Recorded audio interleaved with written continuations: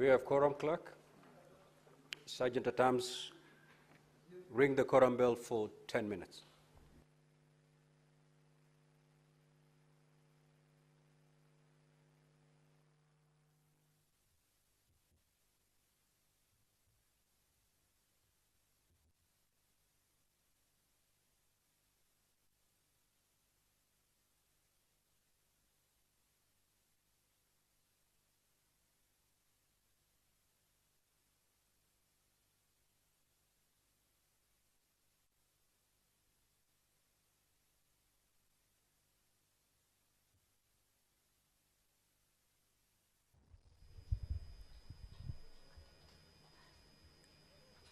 The afternoon session has just begun, and the Speaker has declared that there is no quorum in the House. This is part of the standing order of the quorum at the commencement of the sitting that says if there is no quorum present when the chair is taken, at the time appointed for the sitting of the Senate, the Speaker shall immediately after the prayer order the bell to be rung for 10 minutes. If no quorum is present at the expiration of the 10 minutes, the Speaker may direct the bell be rung for a further 10 minutes. And if there is still no quorum present, the Speaker shall adjourn the Senate forthwith to the next sitting.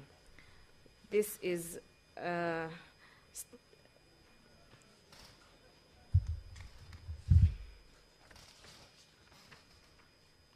This is the afternoon session of the Senate, if you're just joining us, and I'm going to continue taking you through the order of business as is outlined today.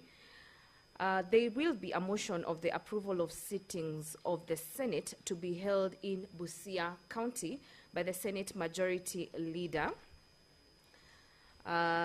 Further acknowledging the recommendation of the Senate Business Committee that a sitting of the Senate be held away from the traditional premises in Parliament Buildings, Nairobi, during the term of the 13th Parliament, and the subsequent resolution of the Senate made on the 8th of March 2023 to hold plenary and committee sittings in the counties for a one-week period within the month of September in every session of the 4th Senate, except during an election year, with the objective to promote the role and work of the Senate and enhance public awareness regarding the business of the Senate and Parliament in general.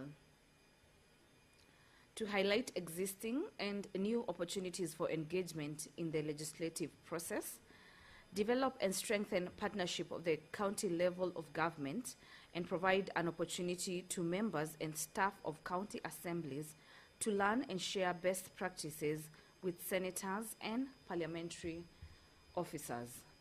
Now, therefore, pursuant to Article 126(1) of the Constitution, the Senate resolves to hold its plenary and committee sittings in Busia County from the 6th to the 10th of October 2025.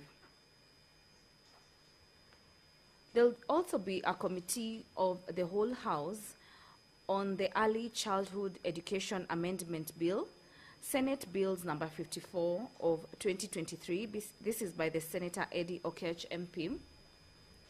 Another committee of the whole House will be for the local. Allow me to hand you over.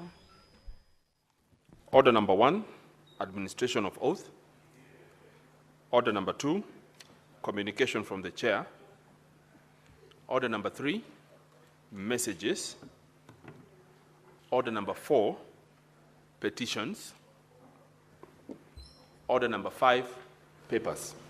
The Chairperson, Standing Committee on Trade, Industrialization and Tourism.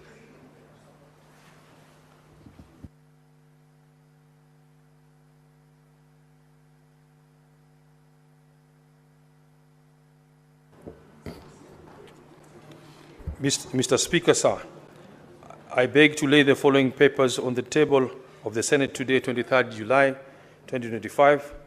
The report of the Standing Committee of Trade, Industrialization and Tourism on its consideration of the Creative Economy Support Bill, Senate Bill number 30 of 2024.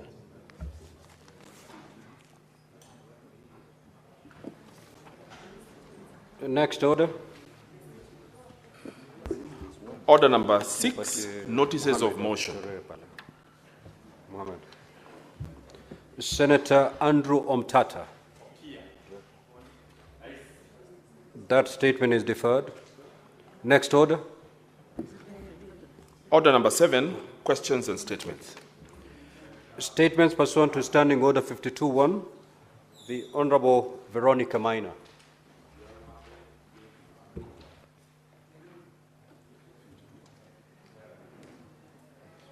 Just give me the mic. Okay. Honorable Speaker, I stand to request for a statement on the tragic death of Ms. Rose Wangari Maina after childbirth. Mr. Speaker, sir, I rise pursuant to Standing Order 53-1 to seek a statement from the Standing Committee on Health on a matter of national concern regarding the death of Ms. Rose Wangari Maina on 10th June 2025 at Abian Hospital in Eastleigh, Nairobi City County. Mr. Speaker, sir, Ms. Wangari had been admitted at Kayole 2 Level 4 Hospital on 6th June 2025, where she successfully delivered a healthy baby girl. However, shortly after delivery, she developed complications and was referred to Abian Hospital in Eastleigh, Nairobi City County. She was admitted to the intensive care unit for 4 days and unfortunately passed away on 10th June 2025. In the statement, the committee should address the following: an account of the circumstances leading to the death of Ms. Rose Wangari Maina, including the specific complications she developed, the nature of emergency care provided, and the clinical decision made during her hospitalization. Honorable Speaker, you could protect me. There is so much noise in the House. I can hardly hear Honorable Senators, myself. Kindly hear the Senator in total silence. And please take your seats. Number 2. Senator Mugo, take your seat. You may proceed, Honorable Senator. Thank you, Honorable Speaker. Number 2, the committee should address the following: whether the medical personnel and management at both Kayole 2 Level 4 Hospital and Abian Hospital adhered to established emergency protocols, and if there were any instances of negligence or misconduct. Number 3, the general state of service delivery at Kayole 2 Level 4 Hospital, with particular reference to the condition of the maternity wards and allegation of unsanitary and substandard facilities. Number 4, the policy measures and interventions currently being undertaken by the Ministry of Health to reduce maternal mortality during and after childbirth and ensure that childbearing is safe, dignified, and not a cause of fear among women. Senator Veronica Maina, Member of Parliament and nominated Senator. Thank you. Now, Honorable Senator, I had called you to take to the floor pursuant to Standing Order 52. And you've read a statement under Standing Order 53-1. Proceed under 52-1. Yes, I have a statement still under 52-1. I apologize for that. I think the clerk desk mixed them up. Honorable Senator, just take your seat.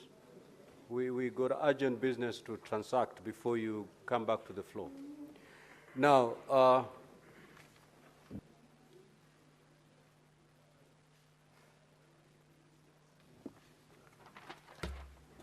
as they consult for 1 or 2 minutes, Senator Veronica, you can conclude your statement.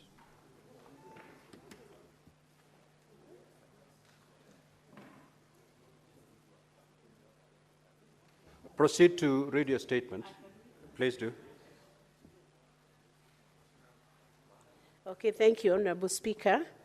I rise to seek a statement on a matter of national concern on the life and the legacy of Honorable Dr. Phoebe Muga Asio, MP. Mr. Speaker, sir, I rise pursuant to Standing Order 52-1 to make a statement on a matter of national concern and importance, namely the life, service, and enduring legacy of the late Honorable Dr. Phoebe Muga Asio, former Member of Parliament who passed away on 16 July 2025. Mr. Speaker, sir, She was born in Kedube, Homa Bay County. Dr. Phoebe Asio was a trailblazer in Kenya's academic, diplomatic, and political spheres. She stood tall as a pioneering champion for women's empowerment, gender equity, and social justice, earning her place among Kenya's most celebrated national figures. Dr. Asio began her education at Gedia Primary School and later attended Kamagambo High School in the former South Nyanza district. She pursued her teacher training at Kangaroo Teachers College in Embu and went on to teach at Pumwani School. She later served as a social worker with the Nairobi Municipal Council, where her lifelong dedication to community service took root. In 1953, Mr. Speaker, sir, before her entry into elective politics, Dr. Asio joined the Maendeleo ya Wanawake organization, later rising to become its chairperson. Despite facing colonial resistance, she redefined Maendeleo ya Wanawake organization's mandate to focus on women's economic empowerment, maternal health, and political participation. In 1963, she made history as the first African woman to be appointed senior superintendent of women's prisons in Kenya. Dr. Asio was first elected to represent Karachuonyo constituency in 1980 and again in 1992 under the Ford Kenya Party following the advent of multi-party democracy. During her tenure, she introduced a landmark affirmative action motion in 1997 that addressed domestic violence, widow disinheritance, electoral malpractice, and female genital mutilation. She also championed constitutional amendments to safeguard women's representation in Parliament and was a fervent advocate for girls' education, particularly in arid and semi-arid regions. Her work transcended national borders as Kenya's representative to the United Nations Development Fund for Women, UNIFEM, where she projected Kenya's leadership in global gender advocacy. Mr. Speaker, sir, her influence remained deeply tied to Maendeleo ya Wanawake organization, where she nurtured a generation of women leaders and catalyzed the formation of grassroots women's movement. In 2001, she was appointed Commissioner of the Constitution of Kenya Review Commission, playing a vital role in shaping the constitutional reform process. She also served in Regional Peace Initiative, notably as part of the delegation to Uganda that advocated for women inclusion in peace negotiations. Until her passing, Dr. Asio served as a chairperson of the Caucus for Women's Leadership, formerly the Kenya Women Political Caucus, mentoring young women and championing their inclusion in leadership. Notably, she was the first woman to be conferred the honor of Luo Elder in recognition of her lifelong efforts to advance girls' education and women's rights. Mr. Speaker, sir, Dr. Asio will be remembered as the original voice behind the 2/3 gender principle, which is now enshrined in the Constitution of Kenya. She laid the foundation for women's representation in leadership and mentored countless women, many of whom serve today in various capacities across our republic. A teacher at heart, her influence extended from the classroom to the highest corridor of national leadership. Mr. Speaker, sir, Homa Bay County and the nation at large mourn the passing of this gallant daughter of Kenya. Her service to nation building, education, women's empowerment, and democratic leadership will remain etched in our national memory. As the chairperson of Kenya Women Senators Association, KEWOSA, I convey our deepest condolence to her family, friends, and women leaders across Kenya and the globe. May her soul rest in eternal peace. I thank you, Senator Veronica Maina.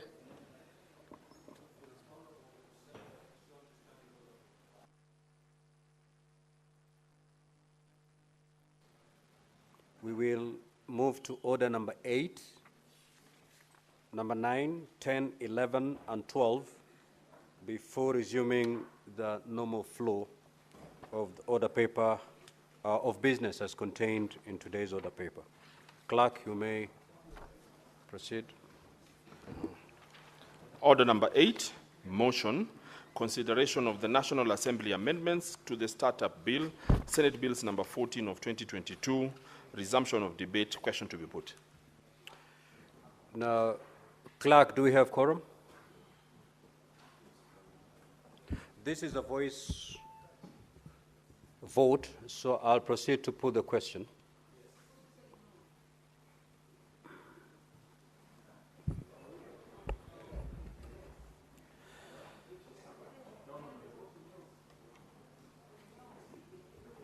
Honorable Senators, I'm now proceeding to put the question that the National Assembly amendments to the Starter Bill, Senate Bills number 14 of 2022, be now considered.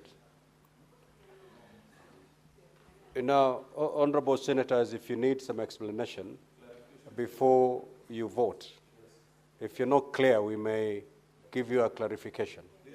All right.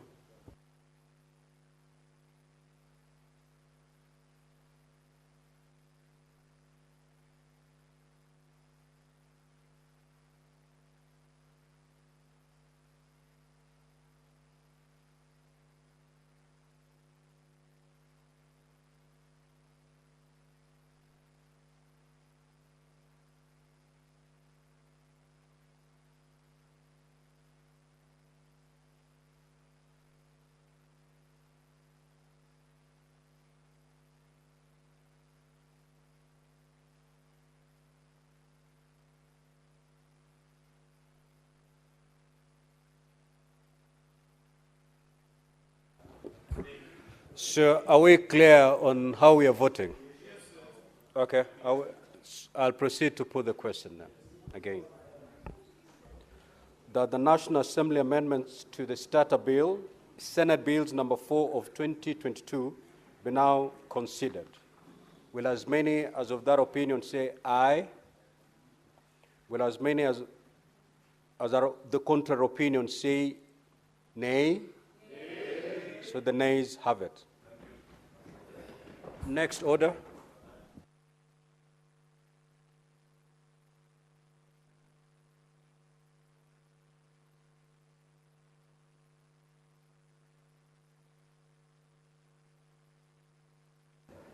Now, Honorable Senators, before we go to order number 9, 10, 11, and 12, I have a communication in relation to order number 12. Now, Honorable Senators, before we proceed to the next order, I have a communication to make on the disposal of His Excellency the President Memorandum on the Conflict of Interest Bill, National Assembly Bills number 12 of 2023. As you're aware, the Conflict of Interest Bill, National Assembly Bills number 12 of 2023, was published via Kenya Gazette Supplement number 41 of 2023 as a bill seeking to provide for the management and regulation of conflict of interest in the discharge of official duties. The National Assembly passed the bill on the 6th of December 2023 and referred it to the Senate for consideration. The bill was read a first time in the Senate on 14th of February 2024 and subsequently passed with amendments on 16th May 2024 and referred back to the National Assembly. The National Assembly did not concur with the Senate amendments to the bill and voted to reject the said amendments on 24th of July 2024. The bill was subsequently referred to a mediation committee in accordance with Article 113 of the Constitution and standing orders of the Houses of Parliament. On 5th December 2024, the report of the mediation committee was tabled in the National Assembly and the Senate. The National Assembly approved the mediated version of the bill on the 5th of December 2024, while the Senate approved the mediated version of the bill on 8th of April 2025. Following the approval of the mediated version of the bill by the Houses of Parliament, the bill was presented to His Excellency the President for assent. Now, Honourable Senators, on the 30th of April 2025, His Excellency the President referred the Conflict of Interest Bill, National Assembly Bills number 12 of 2023, back to Parliament for reconsideration in accordance with the provisions of Article 115 of the Constitution. On the 6th of May 2025, I conveyed a message to the Senate from the President on the memorandum and committed the matter to the Standing Committee on Justice, Legal Affairs and Human Rights for consideration. Similar procedures in accordance with the relevant standing orders were being followed in the National Assembly. Consequently, the National Assembly considered the President's reservations and passed the bill fully, accommodating the President's reservations on Tuesday, 3rd of June 2025. By way of a message, I communicated this decision to the National Assembly to the assembled Senate on the 5th of June 2025. On the part of the Senate, the Standing Committee on Justice, Legal Affairs and Human Rights tabled its report on the President's reservation on the 12th June 2025. At the sittings of the Senate held on Wednesday 9th and on Thursday 10th July 2025, the Senate, through the Committee of the Whole, considered the President's reservations. In accordance with established procedure, in a Committee of the Whole, the chairperson of the committee deferred the putting of the questions to a later date. Upon resumption of interrupted debate on the President's reservations, the questions will be put as indicated in today's order paper at order number 12. Honorable Senators, this is not the first time that the Senate is considering the President's reservations on a bill. On the 16th of December 2015, the Senate considered the President's reservations on the Public Audit Bill, National Assembly Bill number 38 of 2014, and the Public Procurement and Assets be made by the Senate.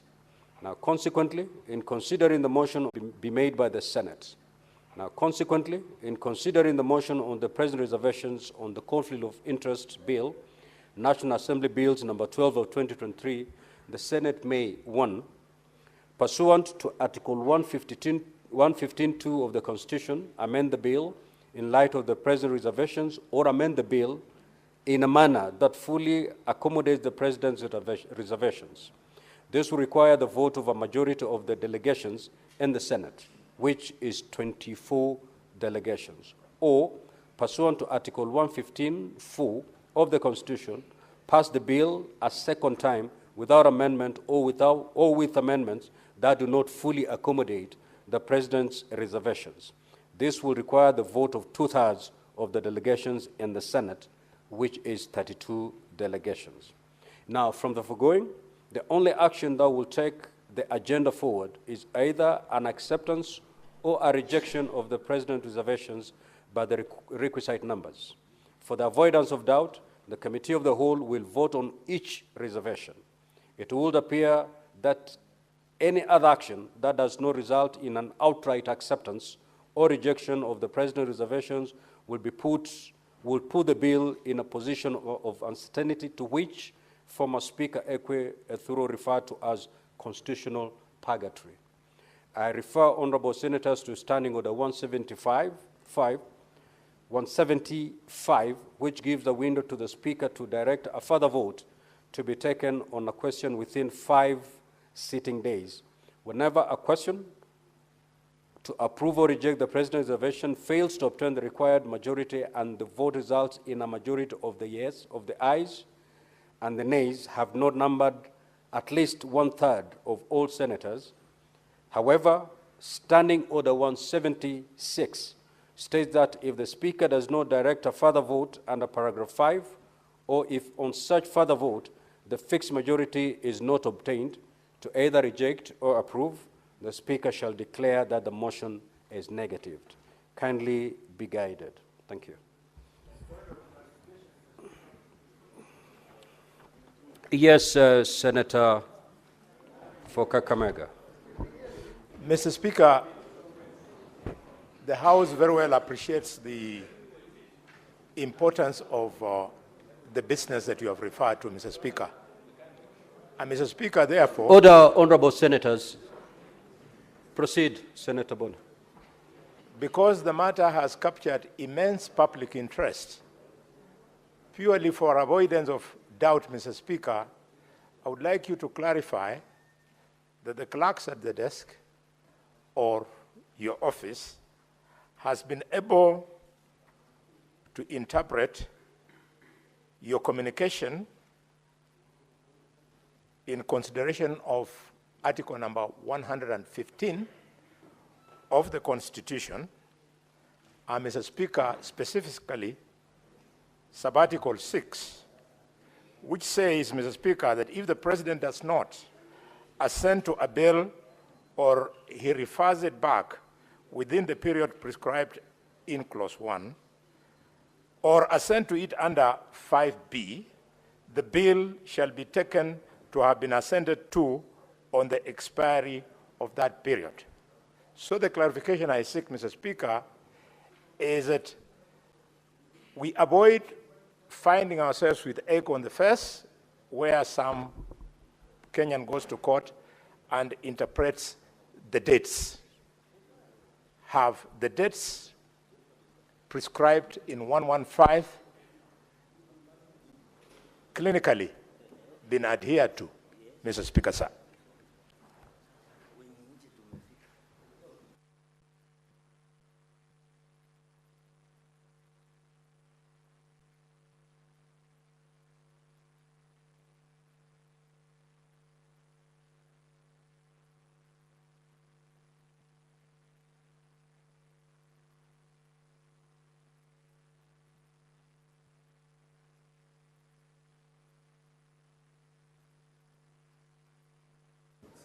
Let the clerks confirm through our correspondence.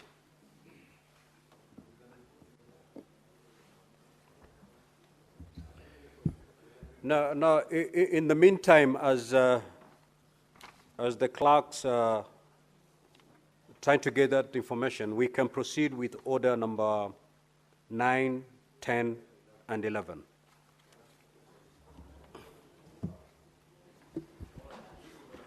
Order number 9, Committee of the Whole, the County Government's Additional Allocations number 2 Bill, Senate Bills number 8 of 2025. Order number 10, Committee of the Whole, the Creative Economy Support Bill, Senate Bills number 30 of 2024. Order number 11, Committee of the Whole, the Social Protection Bill, National Assembly Bills number 12 of 2025. Order number 12, Committee of the Whole, the Conflict of Interest Bill, National Assembly Bills number 12 of 2023.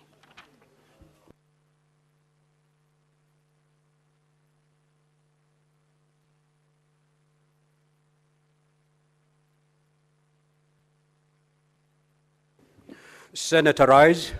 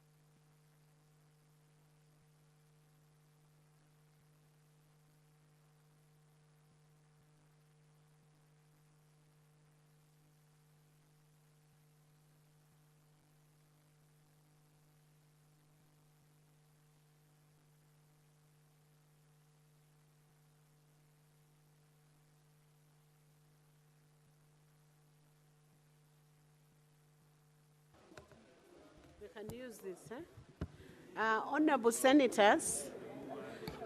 Senators, please resume your seats. We are proceeding to the Committee of the Whole on the County Government's additional allocations, number 2 bill, Senate Bills number 8 of 2025. Senator Chiralige, Senator Madzayo, can you resume your seats, please? Senator Chiralige, can you resume your seat? Resume your seat, we proceed. Senator Murango, Senator Sigei, take your seats, please.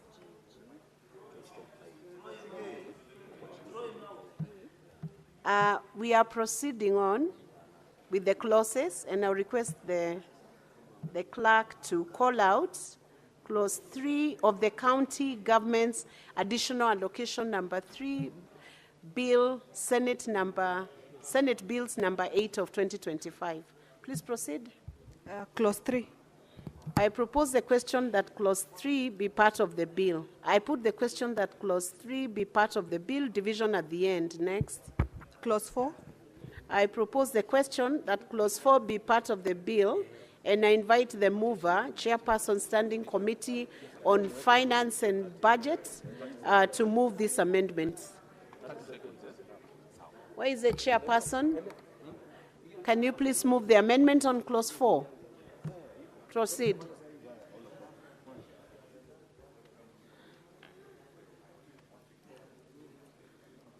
Please give him the mic.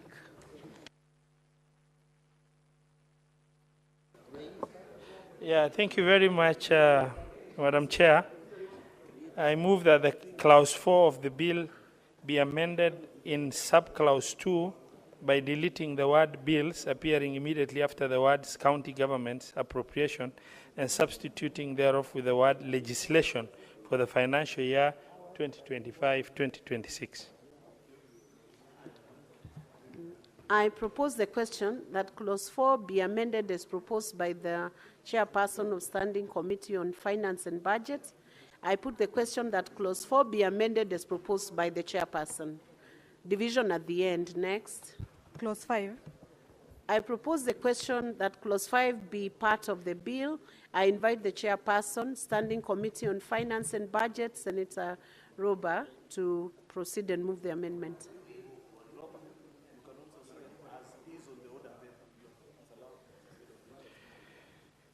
Madam Chair, thank you. I move that clause 5 of the bill be amended in subclause 1 by deleting the expression A appearing immediately after the words out in column in paragraph A and substituting therefore with the expression B and deleting the expression B appearing immediately after the words out in column in paragraph B and substituting thereof the expression C.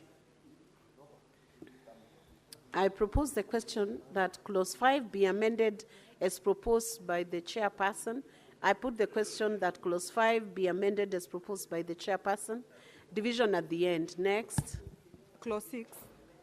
I propose the question that clause 6 be part of the bill.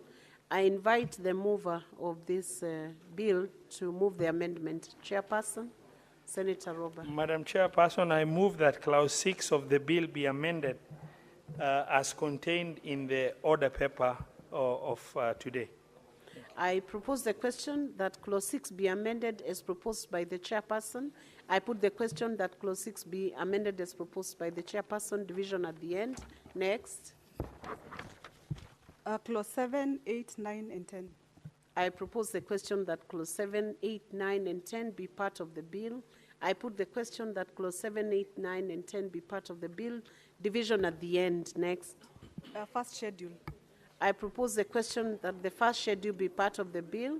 I put the question that the first schedule be part of the bill. Division at the end. Next. Second schedule. I propose the question that the second schedule be part of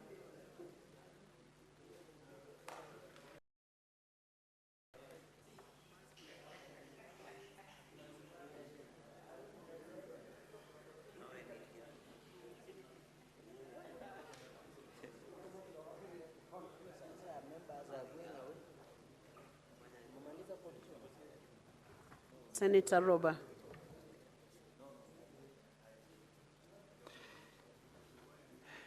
Thank you, Madam Chair. I move that the bill be amended by deleting the second schedule and substituting, therefore, with the schedule as published in the order paper today. I propose the question that the third schedule be amended as proposed by the chairperson. I put the question that the third schedule be amended as proposed by the chairperson, division at the end. Next. Third schedule. Thank you, Madam Chair. I move that the bill be amended by renumbering the third schedule as the fourth schedule as in the order paper of today with a new schedule. Thank you. Senator Roba, can you approach the desk? You didn't receive.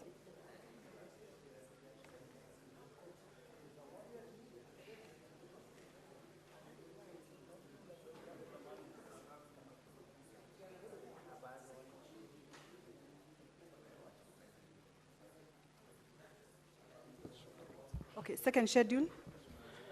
I propose the question that the second schedule be part of the bill, and I invite the mover, chairperson, Senator Roba, to move. Thank you very much, Madam Chair. I move that the bill be amended by deleting the second schedule and substituting, therefore, with the schedule as published in the order paper of today. I propose the question that the second schedule be amended as proposed. I put the question that the second schedule be amended as proposed. Division at the end. Next. Third schedule. I propose the question that the third schedule be part of the bill, and I invite the mover, Senator Robert, to proceed and move. Thank you, Madam Chair. I move that the bill be amended by numbering the third schedule as the fourth schedule. Can the honourable senator be heard in silence, honourable members? A new schedule that Senator Seki and Deputy Speaker, please resume your seats. Senator Cheraligei, please resume your seat. Senator Gataya, can the senator be heard in silence or consultations be done in low tones, please?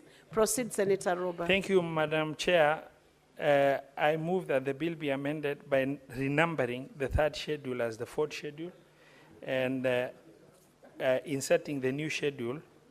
And I move that the bill be amended by inserting the following new schedule immediately after the second schedule. I propose the question that the third schedule be amended as proposed. I put the question that the third schedule be amended as proposed. Division at the end. Next. New schedule. Senator Robert, please proceed. Madam Chair, thank you. I propose that a new schedule of the bill, I propose that the bill be amended by inserting the following new schedule as published in the order of today immediately after the second schedule. I propose the question that the new schedule be now read a second time. I put the question that the new schedule be now read a second time. Division at the end. Next.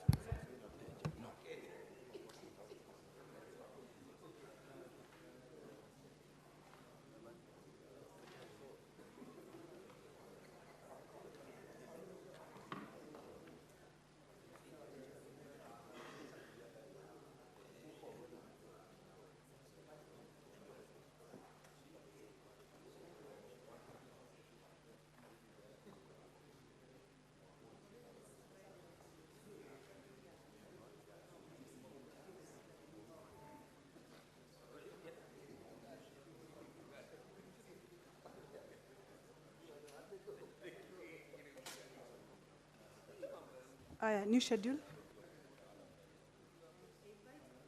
Invite the mover to move for the reading of the new schedule.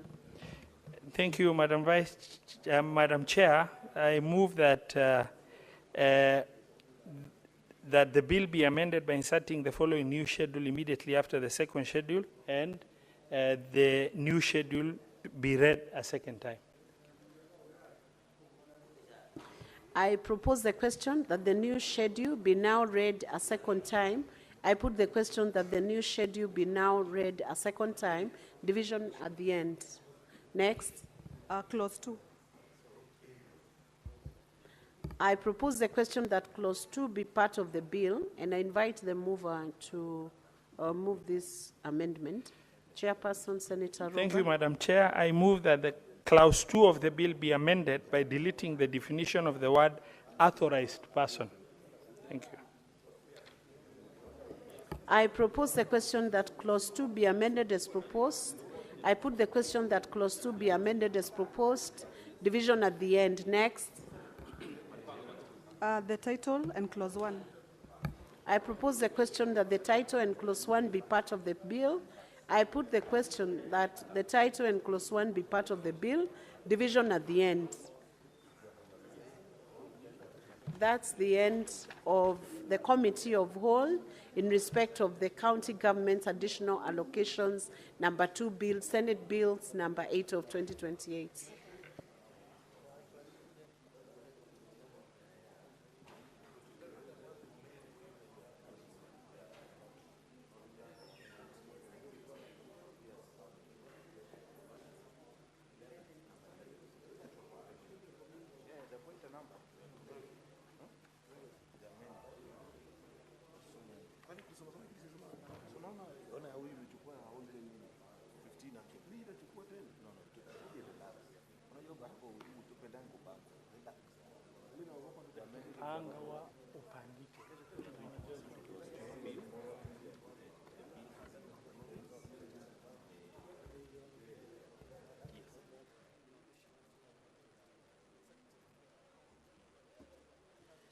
Honorable Senators, we are proceeding to the next Committee of the Whole in respect of the Social Protection Bill, National Assembly Bills number 12 of 2025. Senator Roba and Senator Eddy, we are proceeding to the clauses. Clauses 3, 4, 5, 6, 7, 8, 9, 10, 11, 12, 13, 14, 15, 16, and 17.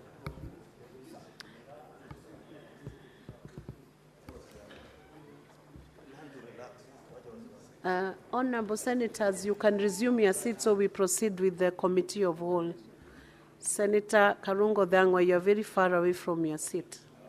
I propose a question that clause 3, 4, 5, 6, 7, 8, 9, 10, 11, 12, 13, 14, 15, 16, and 17 be part of the bill.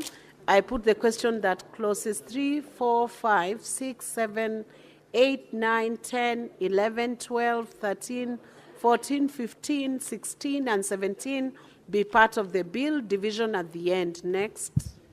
Clauses 18, 19, 20, 21, 22, 23, 24, 25, 26, 27, 28, 29, 30, 31, 32, and 33.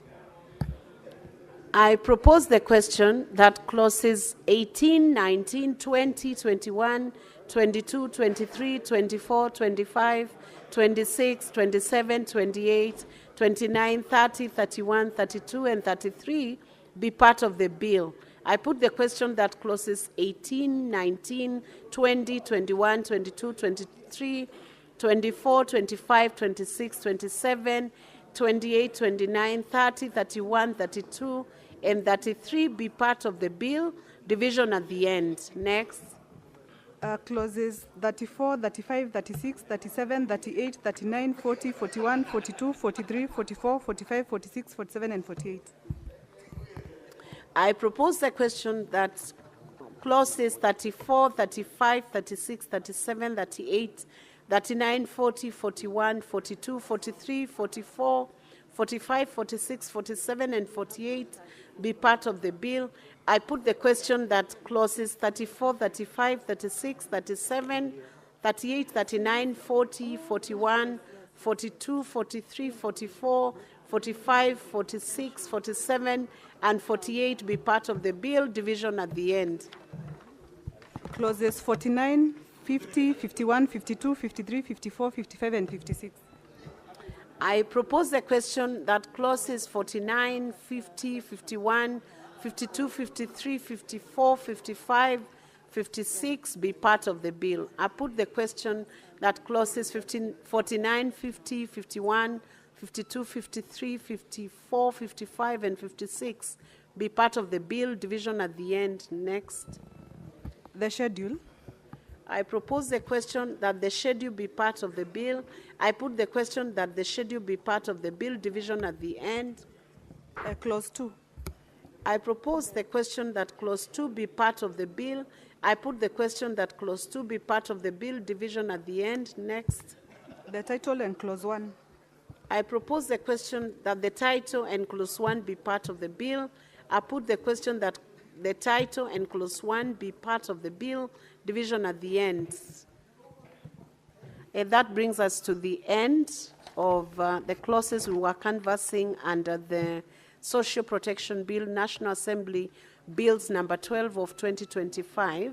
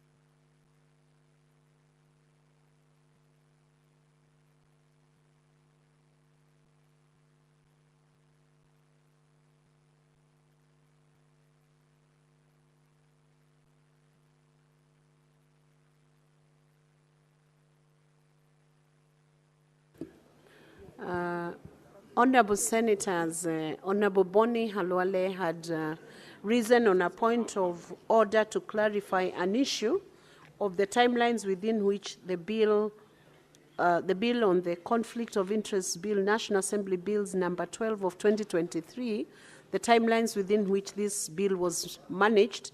I want to clarify that it was presented to the President on 17th April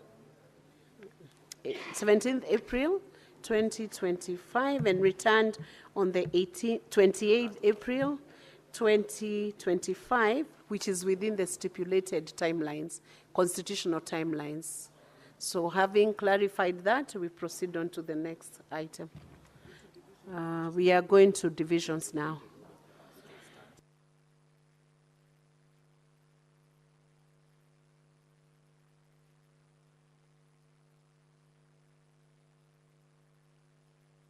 Sergeant at Arms, please ring the quorum bell for 3 minutes.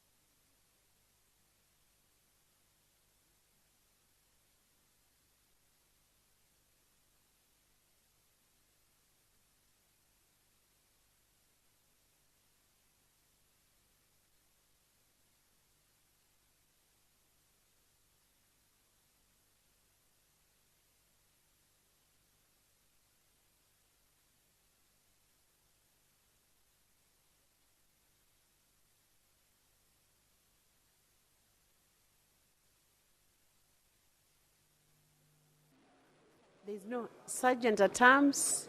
You can close the doors and draw the bars.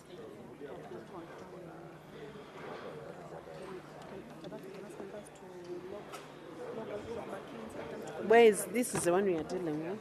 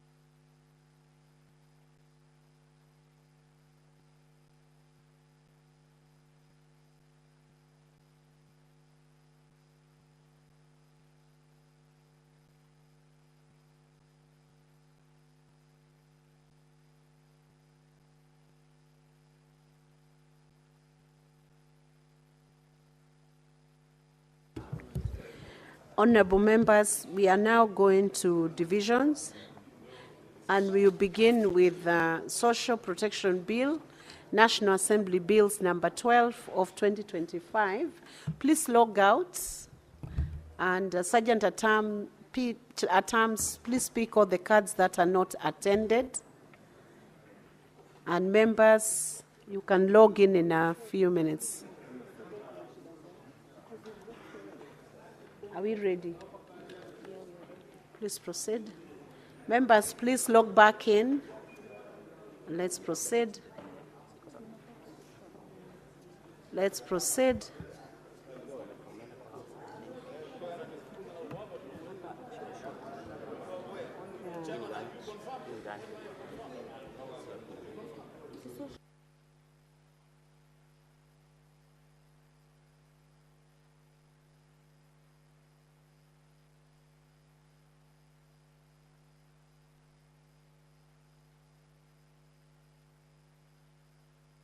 In a minute, the system is being sorted out.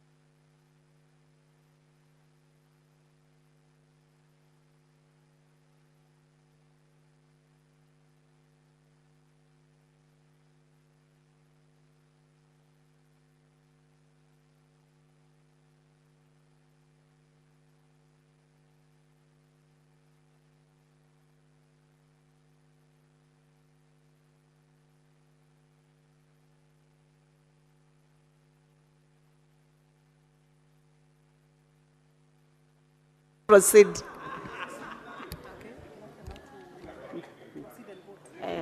Honorable members, please log back in and proceed to votes. We are voting on the Social Protection Bill, National Assembly Bills number 12 of 2025.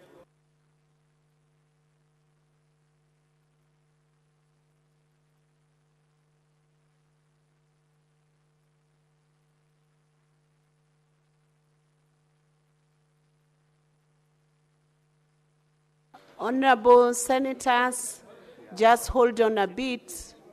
I have some message from Sergeant at Arms from the Speaker, so let me open the doors and draw the bus. Let's get the Sergeant at Arms inside.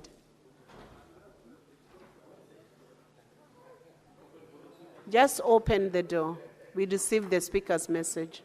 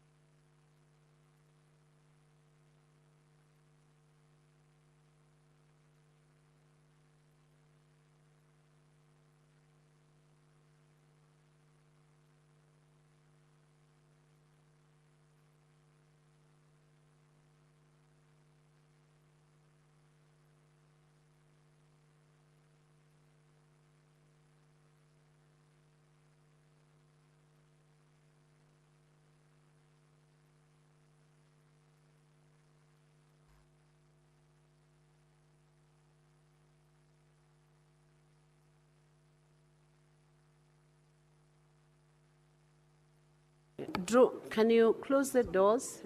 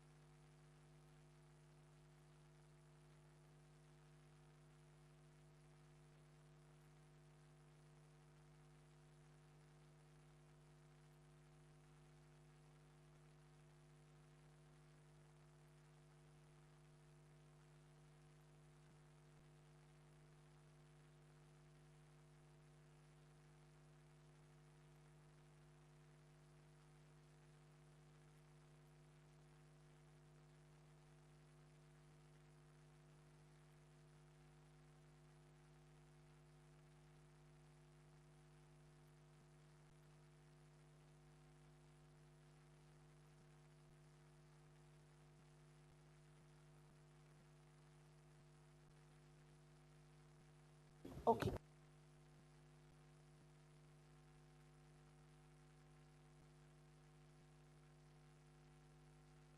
Senator Wambua, resume your seat. Senator Majority Leader, resume your seat.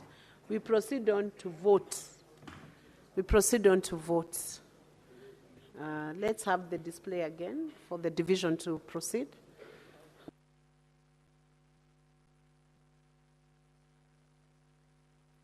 Honorable members, please log back in and vote.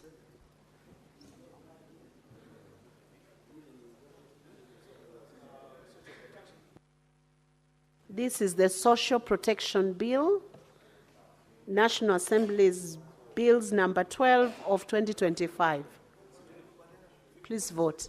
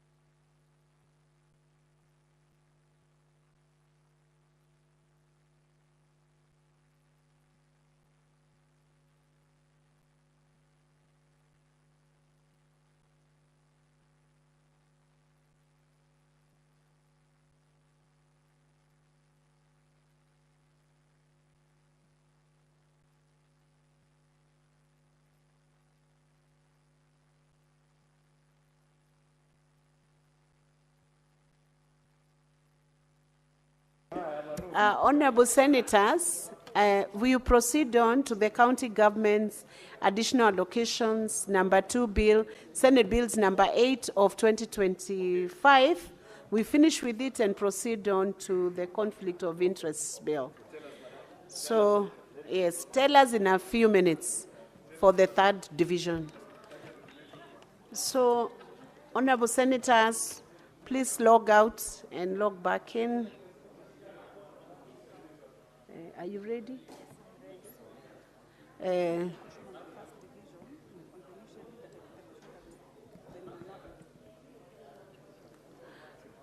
On the first division, I put the question that the new schedule be now read a second time. You may proceed to vote. Senator Hezena, you are distracting a voter. Please go back to your seat. You are distracting a voter.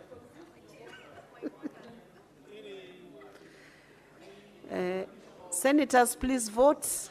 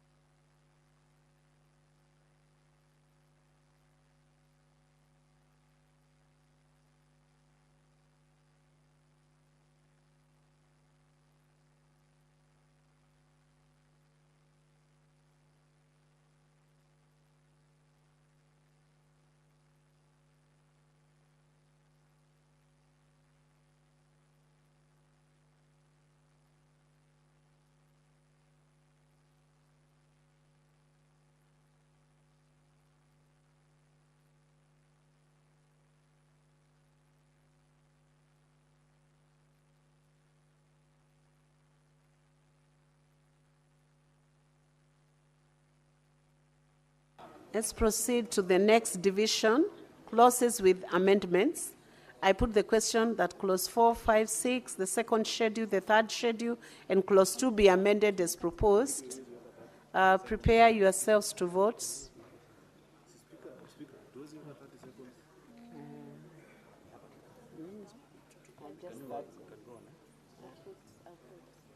Proceed.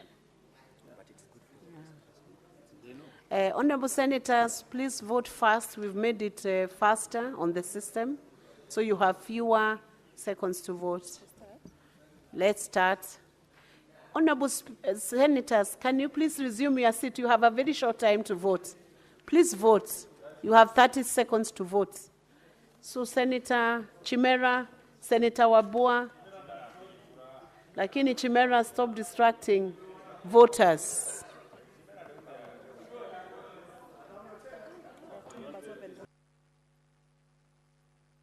One senator has not voted.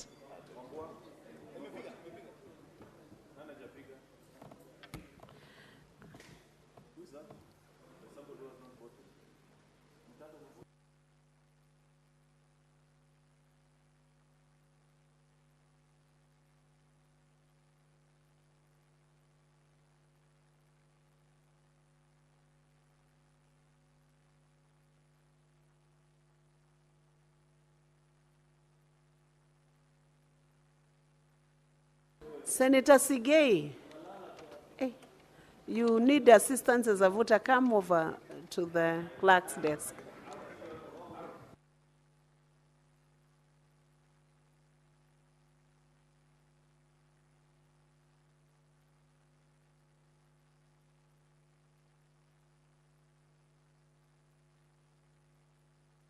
Senator Sigei, you need to approach the desk.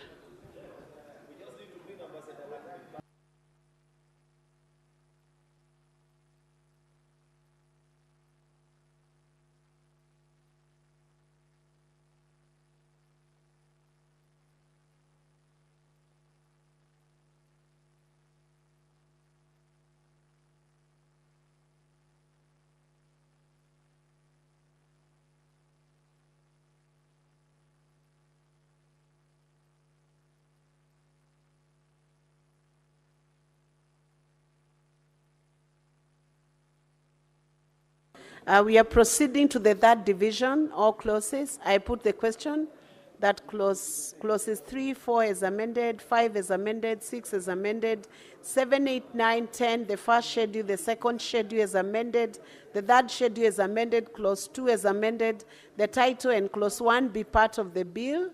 Please proceed to vote. Senator Chute, resume your seat and proceed to vote.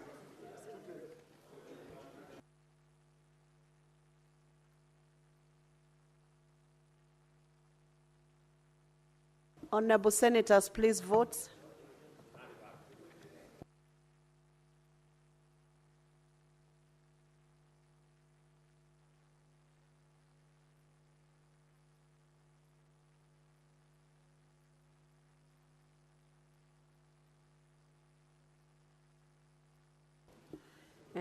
Majority Leader, Minority Leader, please tell us for the next bill, for the next division.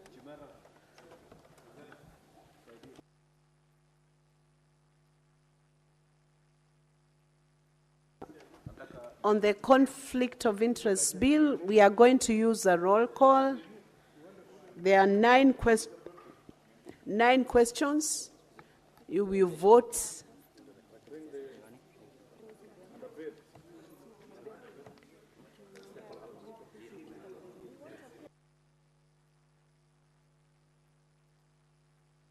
Honorable Senators, if you get a little bit more settled, I'll be able to give you the directions on how we are proceeding on with this vote. Yes.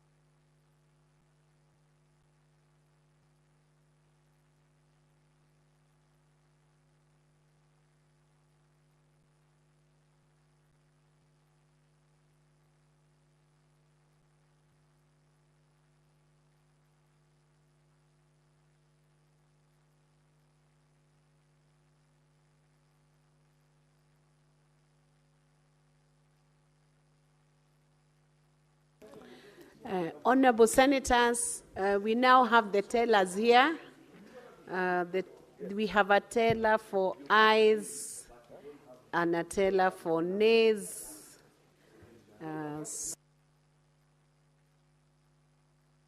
Senator Chimera is for ayes, and Senator Hezena is for nays.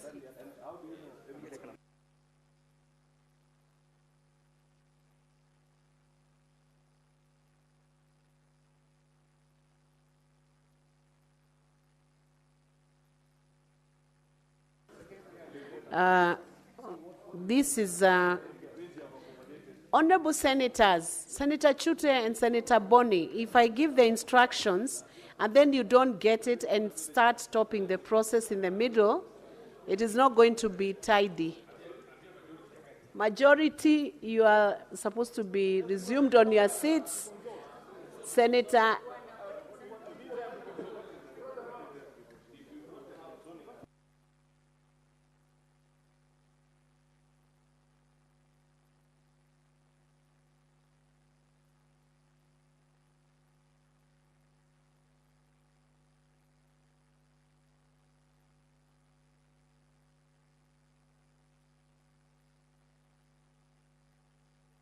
There is a consensus being built. Let them build it for 1 minute, then we can proceed. He's an interested party. He's a voter.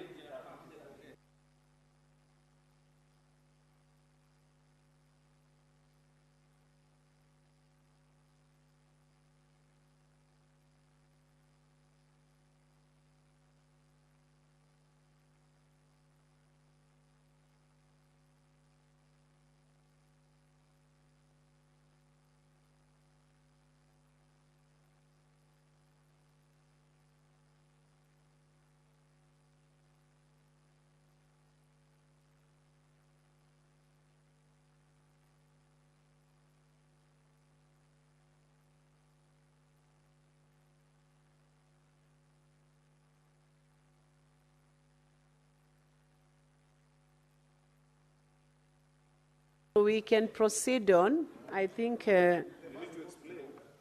both the majority and minority have agreed on way forward.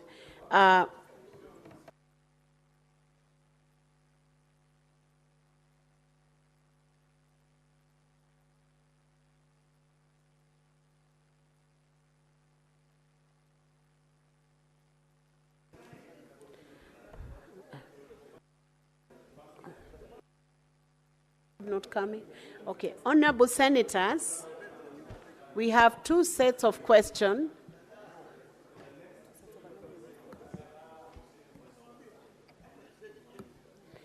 Honorable senators, we have two sets of amendments. The first set of amendments contains 9 questions. Question 1 to question 9 is the first set of amendments. And in this first set of amendments, please listen keenly, where the report of the Standing Committee on Justice, Legal Affairs and Human Rights has made recommendations to reject. If the senators are convinced with the recommendations contained in the report of the committee to reject the President's recommendation on clauses 2, 5, 6, 8, 12, 16, 17, 18, and 20, the threshold pursuant to Article 115, 4B of the Constitution is 2/3 of the county delegations. And I want to now put the 9 questions, which you will have a chance when you are called out by roll call to vote, to reject, or to approve. So you choose what to vote. We have the nays and the noes. Question 1, I am proceeding, and it is good you be keen on this one, so we avoid. Senator Omutata, you are bordering on going out of order now. Please resume your seat. I put the question that the President's recommendation on clause 2 be approved. Question 2, I put the question that the President's recommendation on clause 5 be approved. I put the question that the President's recommendation on clause 6 be approved. I put the question that the President's recommendation on clause 8 be approved. I put the question that the President's recommendation on clause 12 be approved. I put the question that the President's recommendation on clause 16 be approved. I put the question that the President's recommendation on clause 17 be approved. I put the question that the President's recommendation on clause 18 be approved. I put the question that the President's recommendation on clause 20 be approved. That is the first set of the 9 questions, 9 amendments, and you'll be voting on those 9 in the first set, and you'll now be called by way of roll call by the clerk. So, clerk, you can proceed.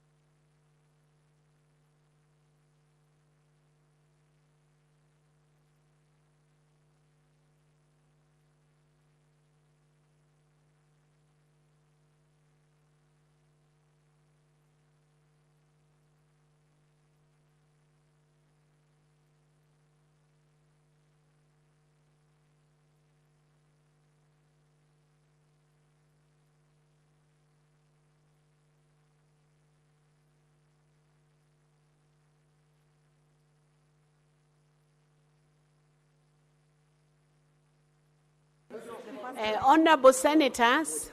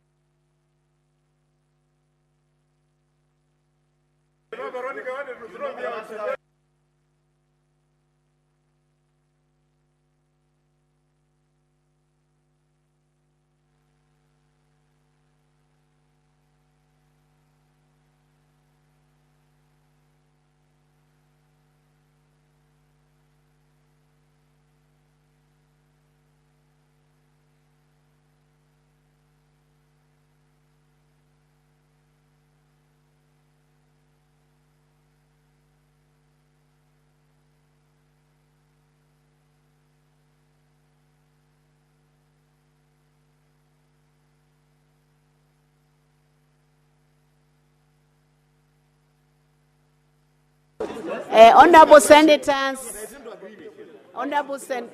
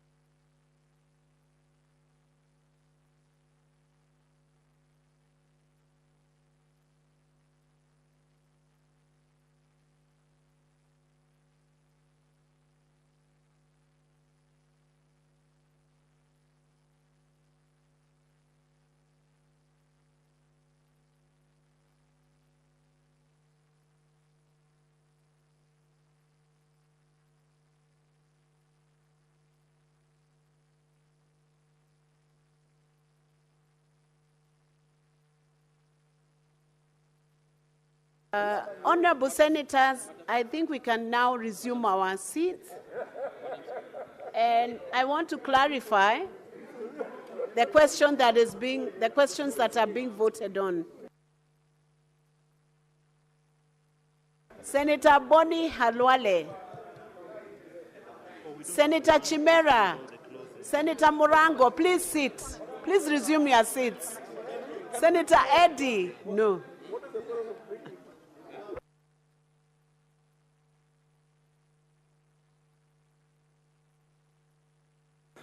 Eddie, go and sit. Senator Eddie.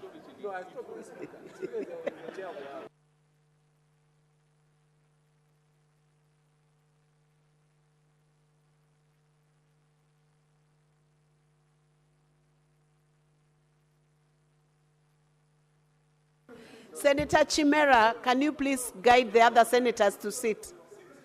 Sigei, sit.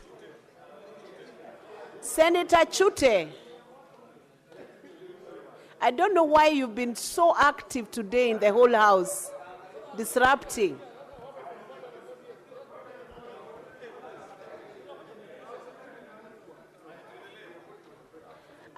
Honorable Senators, I will read out the question that you are voting on. And the question is as simple as I'm reading it. Question 1. And we'll vote for the first 9 using a voice vote. And I put the question that the President's recommendation on Clause 2 be approved. If you answer yeah, then you are approving to the President's recommendation on Clause 2. Not the committee report. I put the question that the President's recommendation on Clause 2 be approved in the simplicity with which it appears. We have bundled them in a set of 9 questions to ease the voting. The next question is, I put the question that the President's recommendation on Clause 5 be approved. I put the question that the President's recommendation on Clause 6 be approved. Next, question 4, I put the question that the President's recommendation on Clause 8 be approved. Question 5, I put the question that the President's recommendation on Clause 12 be approved. Question 6, I put the question that the President's recommendation on Clause 16 be approved. Question 7, I put the question that the President's recommendation on Clause 17 be approved. Question 8, I put the question that the President's recommendation on Clause 18 be approved. Question 9, I put the question that the President's recommendation on Clause 20 be approved. Now, the clerk is going to call out the name using the alphabetical order. You will respond. If you agree with all 9, you can just say simply yes to all 9 questions. Are we clear? We have a teller for yeas and a teller for nays. So I'll give the clerk the opportunity now to call out the members. Senator Hezena, you are not in your position as a teller for nays. Can you please take your position? And clerk is proceeding to call out the names. Please don't waste the time, the short time we have to do this exercise. When you are called out, don't delay, concentrate. Senator Abbas Sheikh Mohammed, Wajir County. Senator Abbas, I requested you.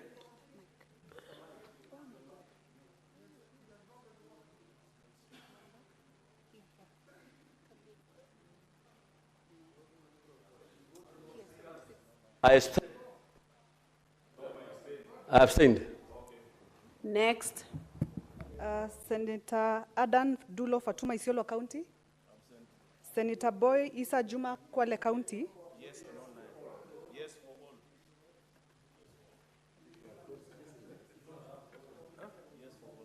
all. Madam Speaker, I vote yes for all. Senator Cheragay Samson, Nandi County. Senator Cheragay Samson, Nandi County. Senator Cheralige.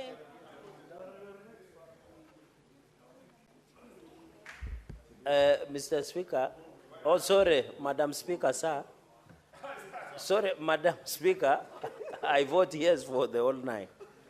Cheriot Aaron Kirui, Kericho County. Madam Speaker, I vote yes for all 9.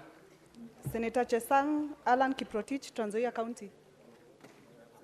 Senator Chute Mohamed Said, Marsabit County.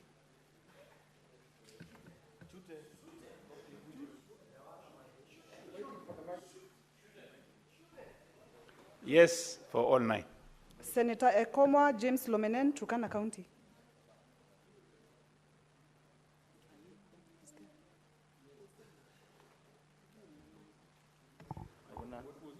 Yes, for the all 9. Senator Haji Abdul Mohamed, Garissa County. Senator Haji Abdul Mohamed, Garissa County. Senator Kajwang Moses Otieno, Homa Bay County. I vote yes on the 9.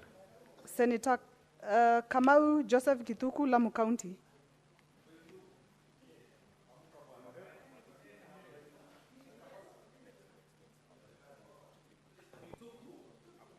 No. I vote yes for all 9. Senator Kadhuri Murungi, Meru County.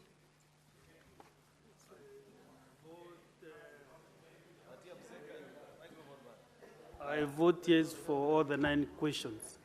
Senator Keroche Tabitha Karanja, Nakuru County.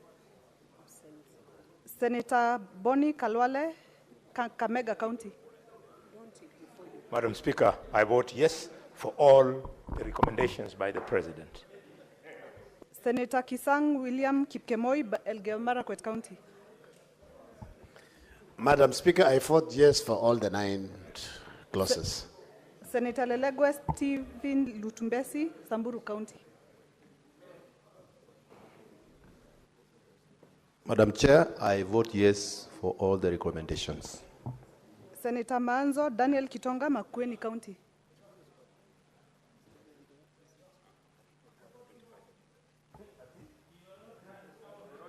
I vote no. Senator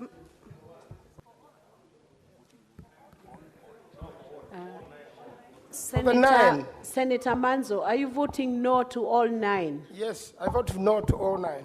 Okay. Senator Madzayo Stewart Mwachiru, Kilifi County. Madam Speaker, I vote yes for all the 9. Senator Methu John Muhia, Nyandarua County.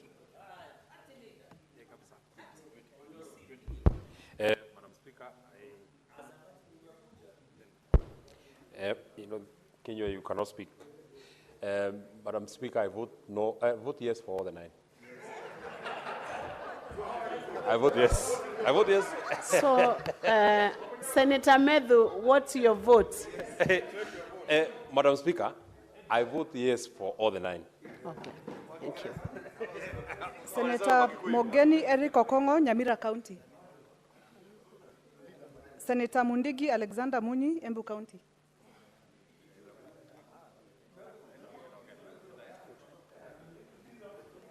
Madam Speaker, I vote yes for all 9 questions.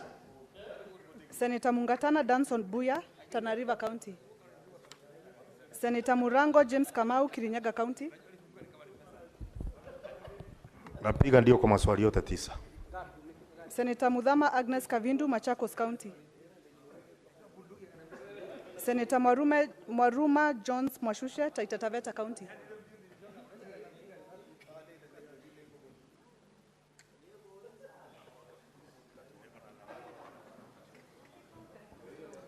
I vote yes for all the 9 questions. Senator Mwenda Gataya Mofaya, Tharaka Nithi County. This thing is not coming. Yeah, thank you, Madam Speaker. I vote yes for all the 9. Senator Munyi Haji Mohamed Faki, Mombasa County.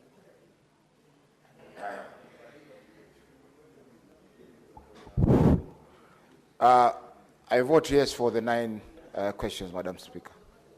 Senator Nderito John Kinywa, Laikipia County.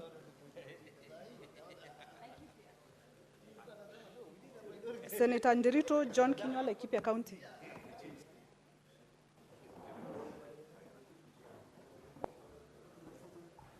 For all 9 questions, I vote yes. Senator Joe Nyutu, Murang'a County.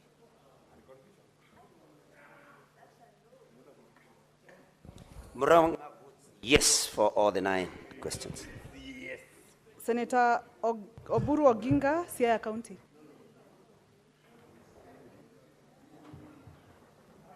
Yeah, votes yes for all the 9. Senator Tom Odhiambo Ojienda, Kisumu County. Senator Eddie Gisheru Okech, Migori County.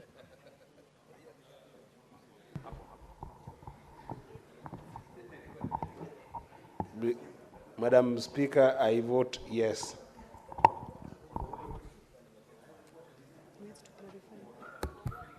Is a yes for all the questions? Can you clarify? Senator Eddie, clarify whether it's for all the questions. Madam Speaker, I tie the rope completely on my neck and say yes on all the 9. Senator Andrew Omtata Okoiti, Busia County. Yes, on all. Senator Ledama Lekina, Narok County. Senator Richard Moima Onyonka, Kisii County. Senator Godfrey Atieno Osotsi, Vihiga County.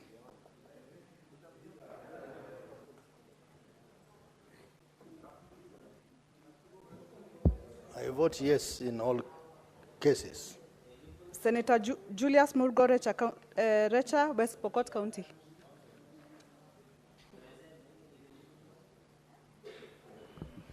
Pokot votes yes for all 9 questions. Senator Ali Ibrahim Roba, Mandera County. At the back.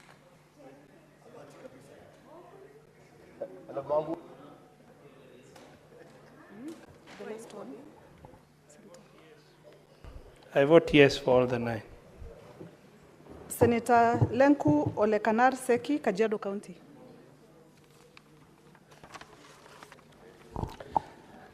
I vote yes for all 9. Senator Edwin Watenya Sifuna, Nairobi County. Senator Paul Karungo Dhangwa, Kiambu County. Napiga ndio kwa zote 9.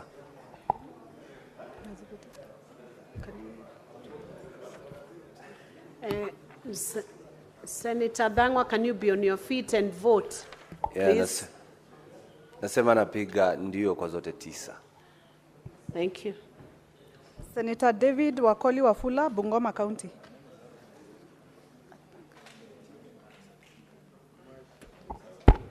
Mheshimiwa Spika, kwa heshima ya watu wa Bungoma na mamlaka walinipa Mheshimiwa Spika, napiga ndio kwa hoja zote 9.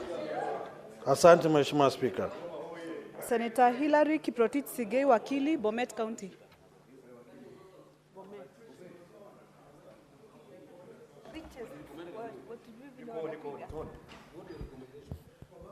Madam Speaker, I vote yes in all the 9 clauses. Senator Wahome wa Matinga, Nyeri County. Senator Eno Kio Ambua, Kitui County.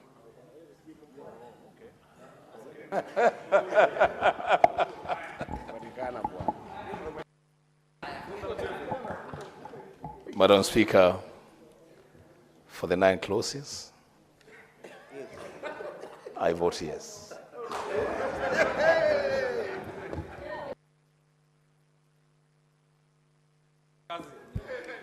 We are proceeding to the next set of questions. These are 3 questions. We have question 10, and I want to put the questions so we move fast. Question 10, I put the question that the President's recommendation on Clause 30 be approved.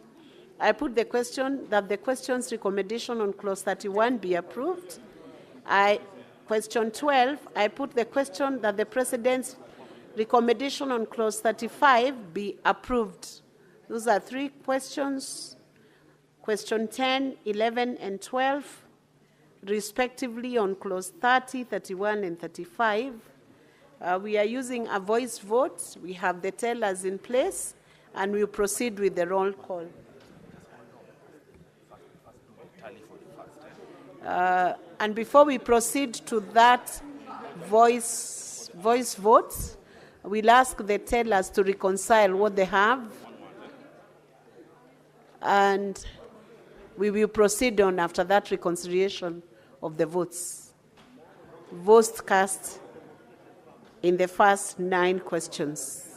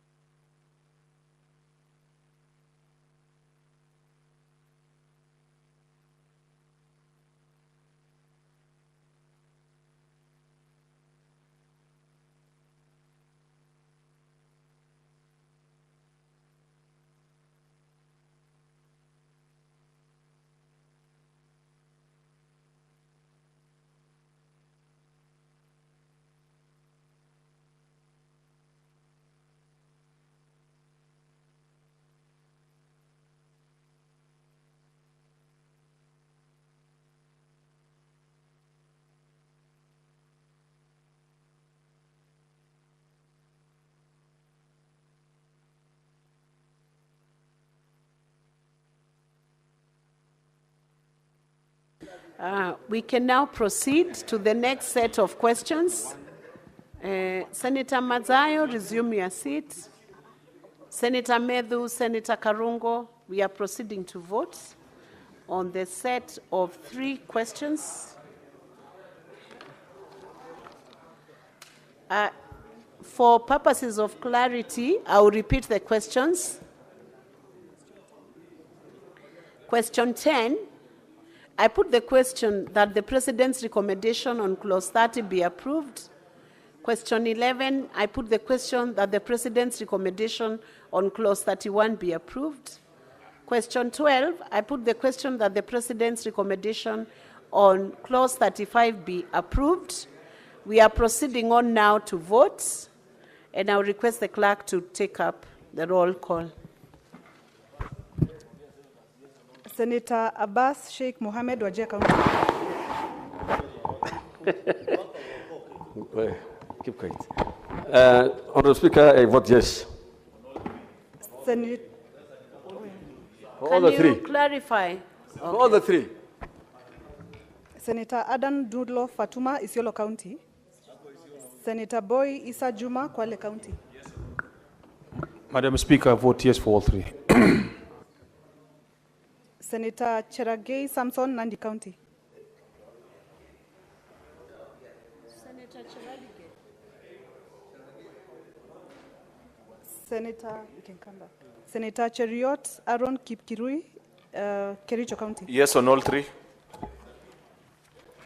Senator Chesang Alan Kiprotich, Trans Nzoia County.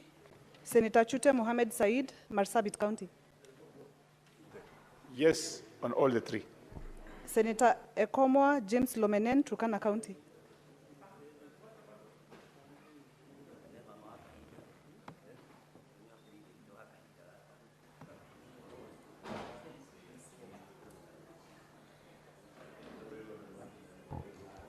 Yes for the 3. Senator Haji Abdul Mohamed, Garissa County. Senator Kajwang Moses Otieno, Homa Bay County.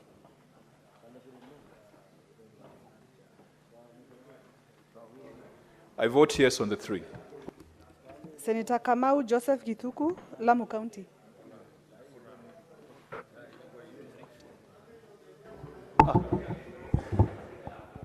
I vote yes in all the 3. Senator Kathuri Murungi, Meru County. I vote yes on the 3 questions. Senator Keroche Tabitha Karanja, Nakuru County. Senator Halwale Boni, Kakamega County. Madam Speaker, I vote yes for all the 3. Senator Kisang William Kipkemoi, Elgeyo Marakwet County.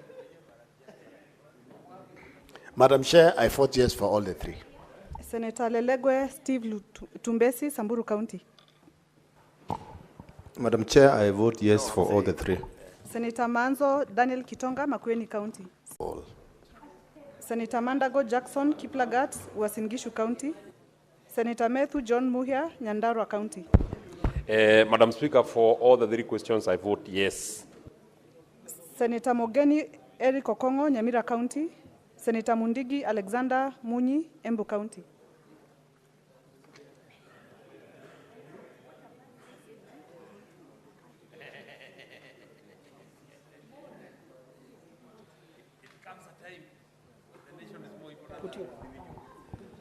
Madam Speaker, I vote yes for all 3 questions.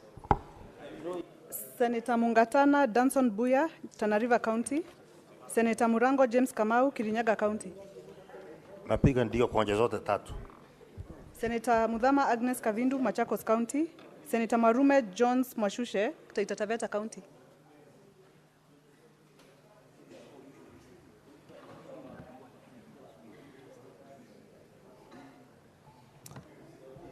Thank you. The name is Maruma. I vote yes on all the 3. Senator Mwenda Gataya Mofaya, Tharaka Nithi County.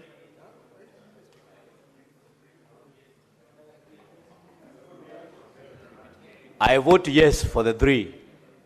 Senator Mwinyi Haji Mohamed Faki, Mombasa County. I vote yes for the 3. Senator Nderito John Kinyua, Laikipia County.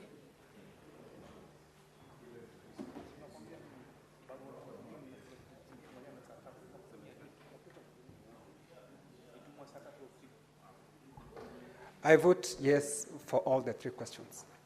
Senator Nyutu Joe, Muranga County. Muranga votes yes for all the 3 questions. Senator Oginga Oburu, Siaya County.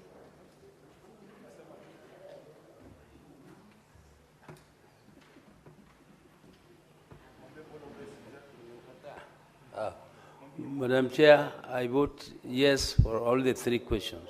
Thank you. Senator Ojienda Odhiambo Tom, Kisumu County. Senator Okech Eddie Gisheru, Migori County. Migori County believes in no conflict of interest. Therefore, Migori County votes yes to all the 3. Senator Okoiti Andrew Omtata, Busia County.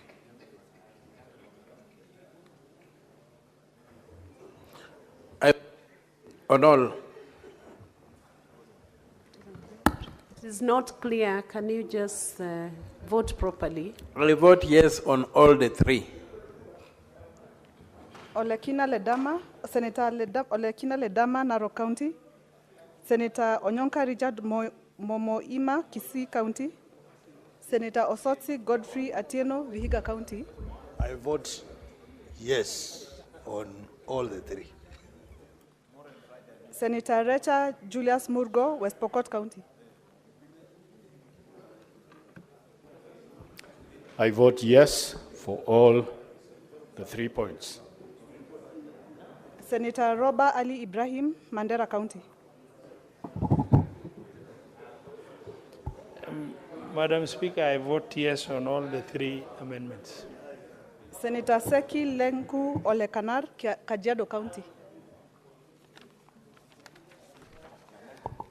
Madam Speaker, I vote yes for the 3. Senator Sifuna Edwin Watenya, Nairobi County. Senator Dhangwa Paul Karungo, Kiambu County. Kiambu.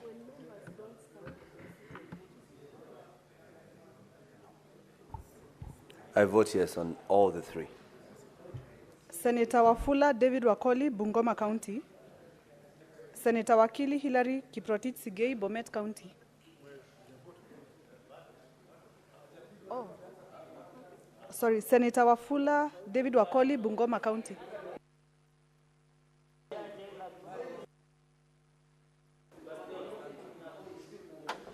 Napiga zote raundi tatu ndio, Mheshimiwa Spika.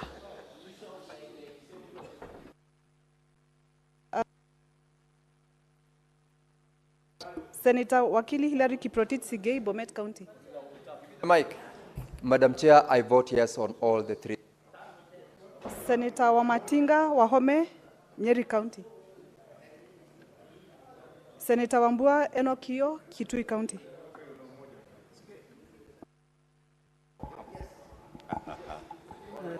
Madam Chair, on the three clauses, I vote yes.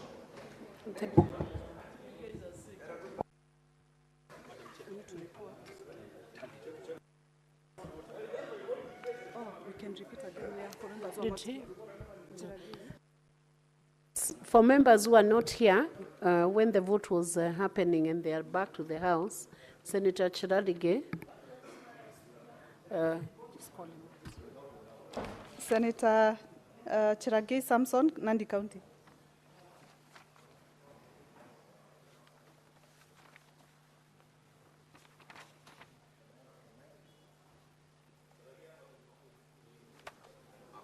I'm yet to get the mic. Madam Speaker, I vote yes for the three.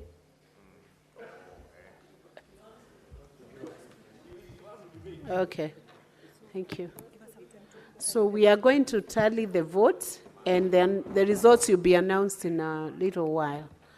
And members, I have noted with very serious concern, some of the members who are voting, 2 members voted while between half standing and half seated. You should maintain the dignity of the House, and the standing orders must be complied with. And it shows the seriousness with which you take your work when you do the right thing. So please, be upstanding when you're addressing the House, about the House.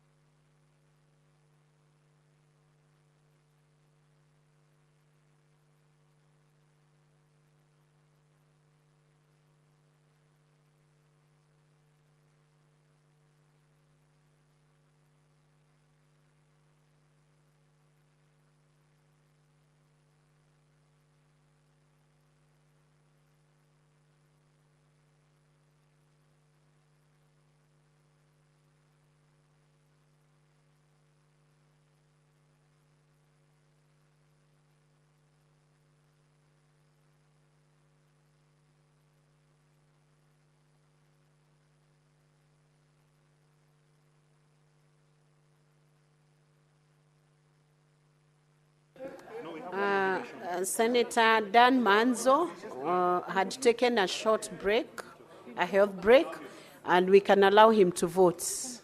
So you can call him out.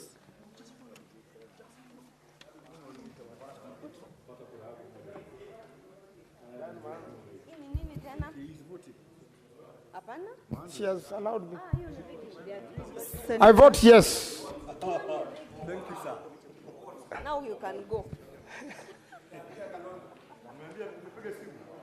Tunabadilisha hapana.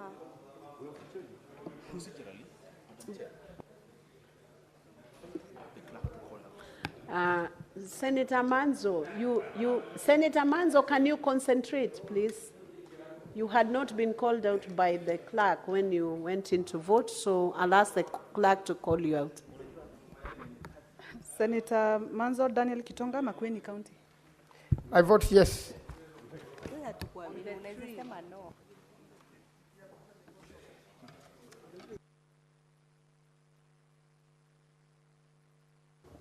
On the 3, I vote yes on the 3.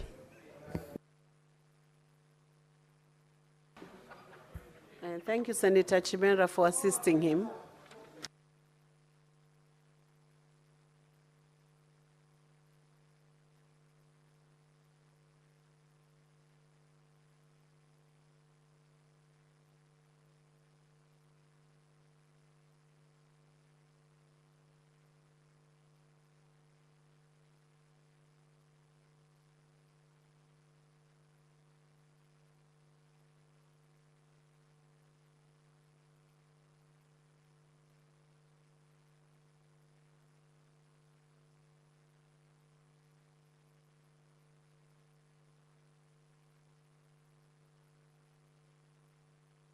Honorable Senators, I'm starting to announce the results of the divisions that we have undertaken. And I'll begin with the county government's additional allocations number 2 bill, Senate Bills number 8 of 2025. On the first division, on the new schedule, the ayes 33, nay 0, abstention 0, the ayes have it. On the clauses with amendments, the ayes 33, nay 0, abstention 0, the ayes have it. On all the clauses, the ayes voted 33, nay 0, abstention 0, the ayes have it. That's the end of the result for the county government's additional allocation number 2 bill, Senate Bills number 8 of 2023. We are moving to the next one. The next bill, the Social Protection Bill, National Assembly Bills number 12 of 2025. These are the results of the division. There was only one question. Ayes 33, nay 0, abstention 0, the ayes have it. And that brings us to the end of that division on the Social Protection Bill, National Assembly Bills number 12 of 2025.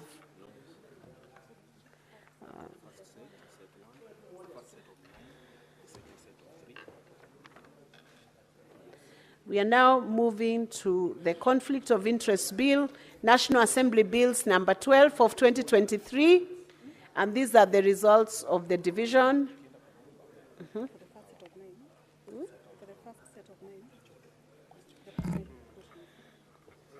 For the first set of 9 questions, the ayes 31 votes, nays 1 vote, abstention 1 vote. The ayes have it. On the second set of 3 questions, ayes 33 votes, nay 0, abstention 0, the ayes have it. And that's the end of the division in respect of the Conflict of Interest Bill, National Assembly Bills number 12 of 2023. 25.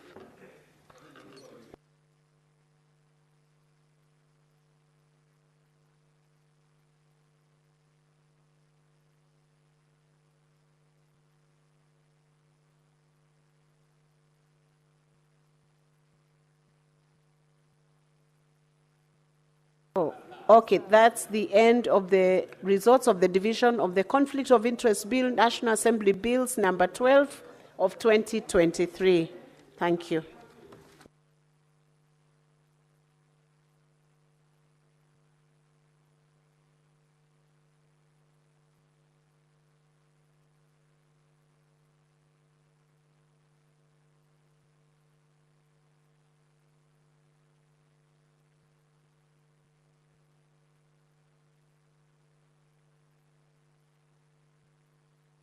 So we are proceeding to the reporting of the bill by the Committee of the Whole.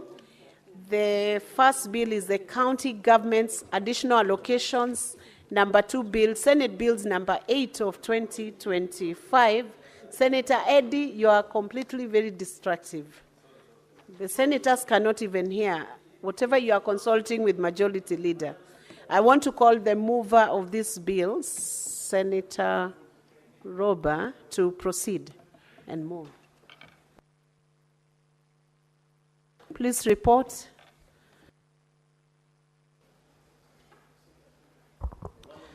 Honorable Chairperson, I beg to move that the committee do report to the Senate its consideration of the county government additional allocation number 2 bill, Senate Bill number 8 of 2025, and its approval thereof with amendments. I put the question that the committee do report to the Senate its consideration of the county government's additional allocations number 2 bill, Senate Bills number 8 of 2025, and its approval thereof with amendments. As many as are of that opinion say aye. As many as are of contrary opinion say nay. The ayes have it. Proceeding to the reporting of the bill by the Committee of Whole, the Social Protection Bill, National Assembly Bills number 12 of 2025, and I call upon the mover to report. Senator Sigei, was it? Who is in social protection? Senator Mulgo. Who is the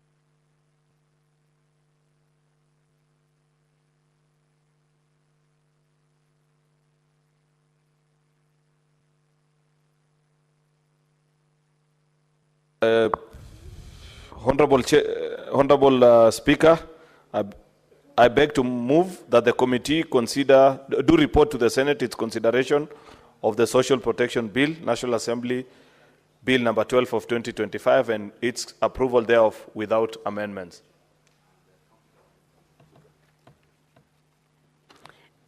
I put the question that the committee do report to the Senate its consideration of the Social Protection Bill, National Assembly Bills number 12 of 2025, and its approval thereof without amendments.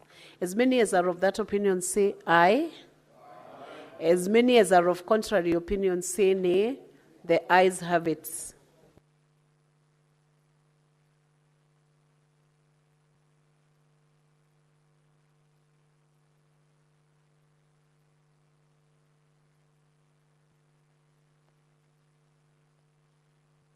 Okay. We are moving to the next bill, the Conflict of Interest Bill, National Assembly Bills number 12 of 2023, and I call upon the mover, Chair JLAC, Senator Sigei, to report.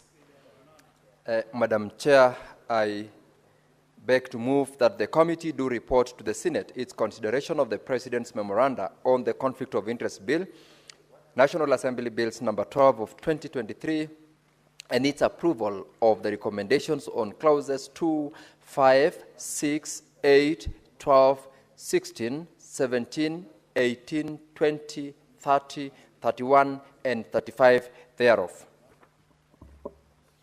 Thank you. I put the question that the committee do report to the Senate its consideration of the President's memoranda on the Conflict of Interest Bill, National Assembly Bills number 12 of 2023, and its approval of the recommendations on clauses 2, 5, 6, 8, 12, 16, 17, 18, 20, 30, 31, and 35. As many as are of that opinion say aye. As many as are of contrary opinion say nay. The ayes have it.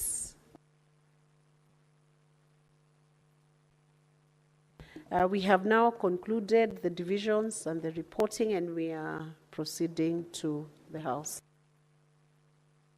Honorable Senators, Mr. Speaker.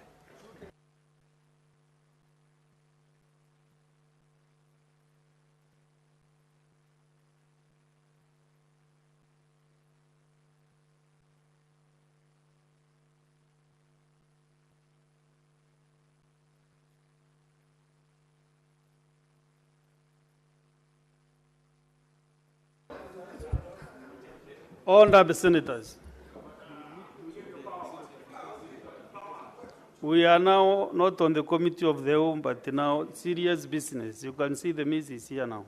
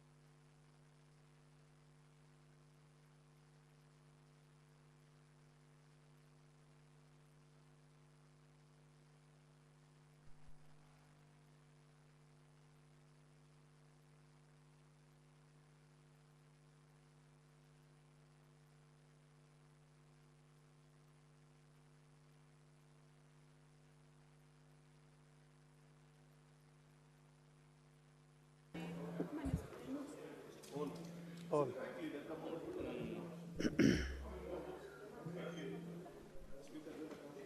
Okay, honorable senators, we are reporting on the county government's additional allocations, number 2 bill, Senate Bills number 8 of 2025. Chairperson.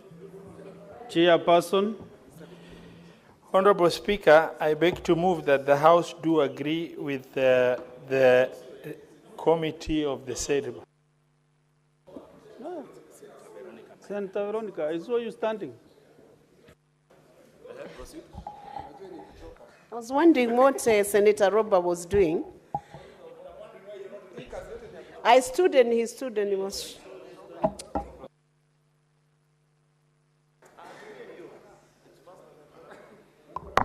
Honorable Speaker, I beg to report that the Committee of the Whole has considered the county government's additional allocations number 2 bill, Senate Bills number 8 of 2025, and its approval thereof with amendments. Okay, thank you. Mover.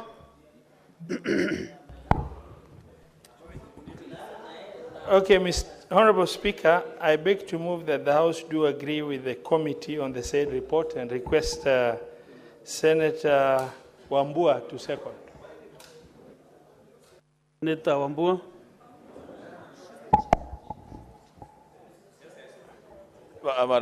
Mr. Speaker, sir, I do second. Thank you. Senator Kajwang, that business is for maybe after this session.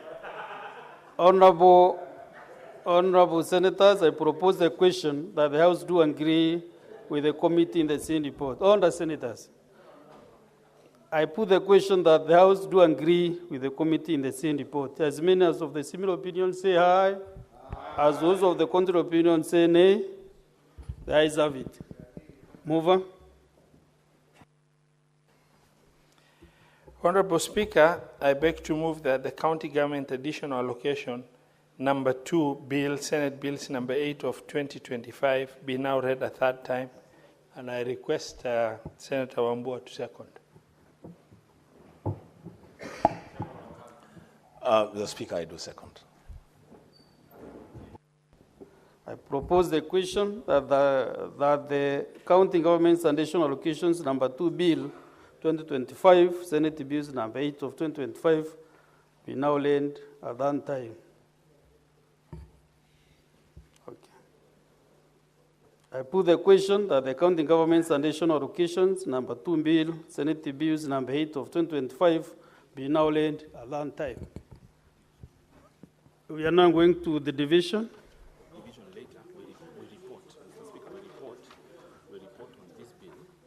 Let us report on the other bill, then we can do them together.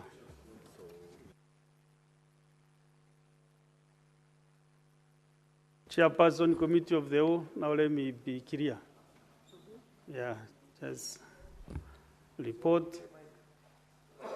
Honorable Speaker, I beg to report that the Committee of the Whole has considered the Social Protection Bill, National Assembly Bills Number 12 of 2025, and its approval thereof without amendments.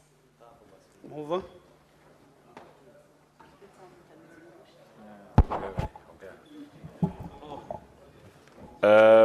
Honorable Speaker, I beg to move that the House do agree with the committee on the said report. I request Senator Odiokech to second.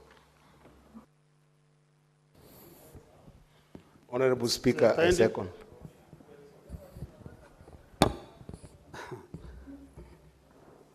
Honorable Senators, I propose the question that the House do agree with the committee on the said report. I put the question that the House do agree with the committee on the said report. As many as of a similar opinion say aye. No. I didn't hear that vote. I propose the question that the House do agree with the committee in the same report. As many as those of the similar opinion say aye. As those of the contrary opinion say nay, the ayes have it. Mover. Majority. Speaker, I beg to move that the Social Protection Bill, National Assembly Bill Number 12 of 2025, be now read a third time. I request Senator Osotsi to second. Senator Osotsi. Mr. Speaker, I second.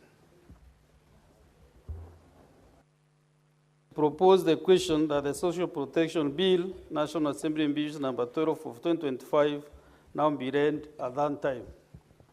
You know, Honorable Senators, it's better also to be clear on this. You know, the reason I'm posing is that at this point, senators or members can be able to give an input, because we are reading the bill at the reading.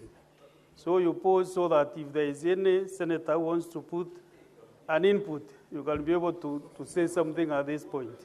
But now that you have nothing to say, I put the question that the Social Protection Bill, National Assembly Bills Number 12 of 2025, be now read at that time.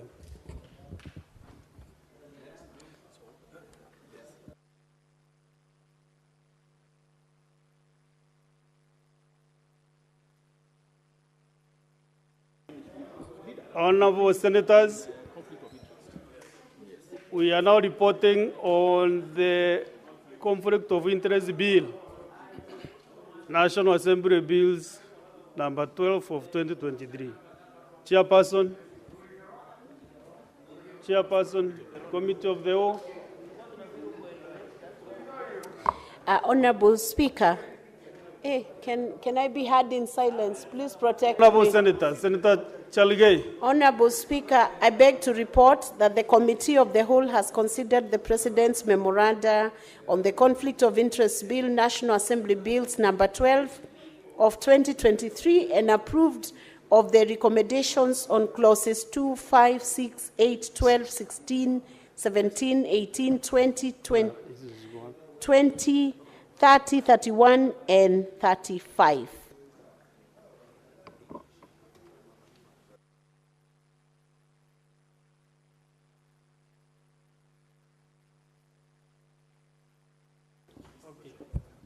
Mover, let's have the mover.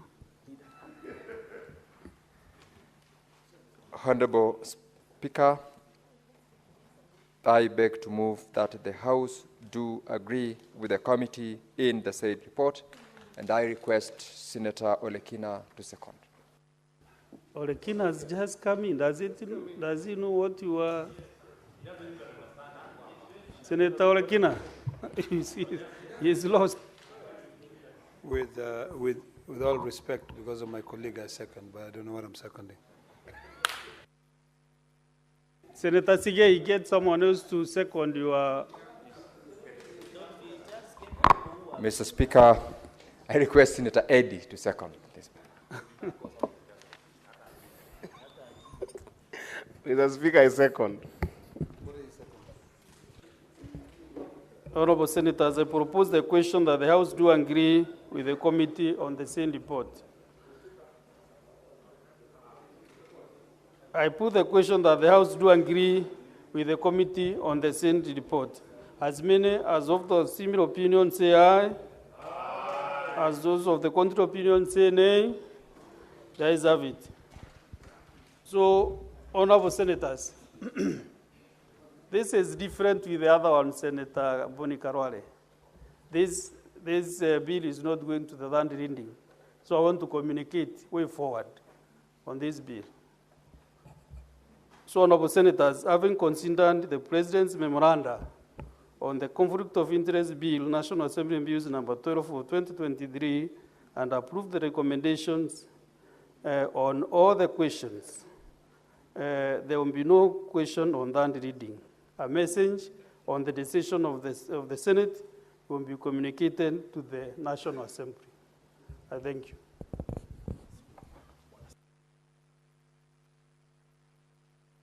Let's go to the divisions. We start with the first one. The County Governments and National Allocations, number 2 bill, Senate Bills number 8 of 2025. Division.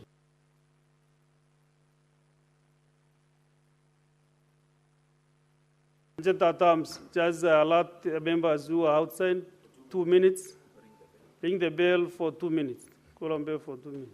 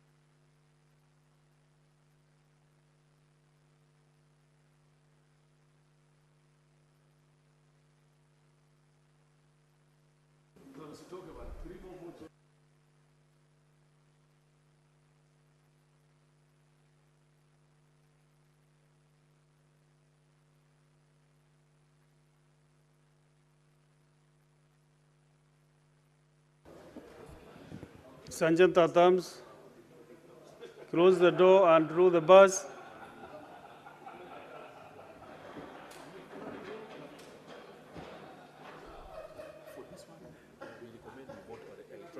Yes.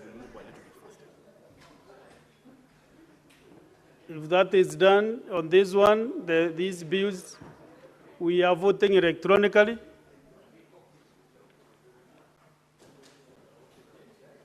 Sergeant at arms, nobody should leave the chamber after the bar is drawn. Whether you are voting as a delegation or a nominated senator, you shouldn't be in the House. So let's go to division. Can you remove your cards first and log in? Yeah, I'm waiting for the technical team to bring the vote on.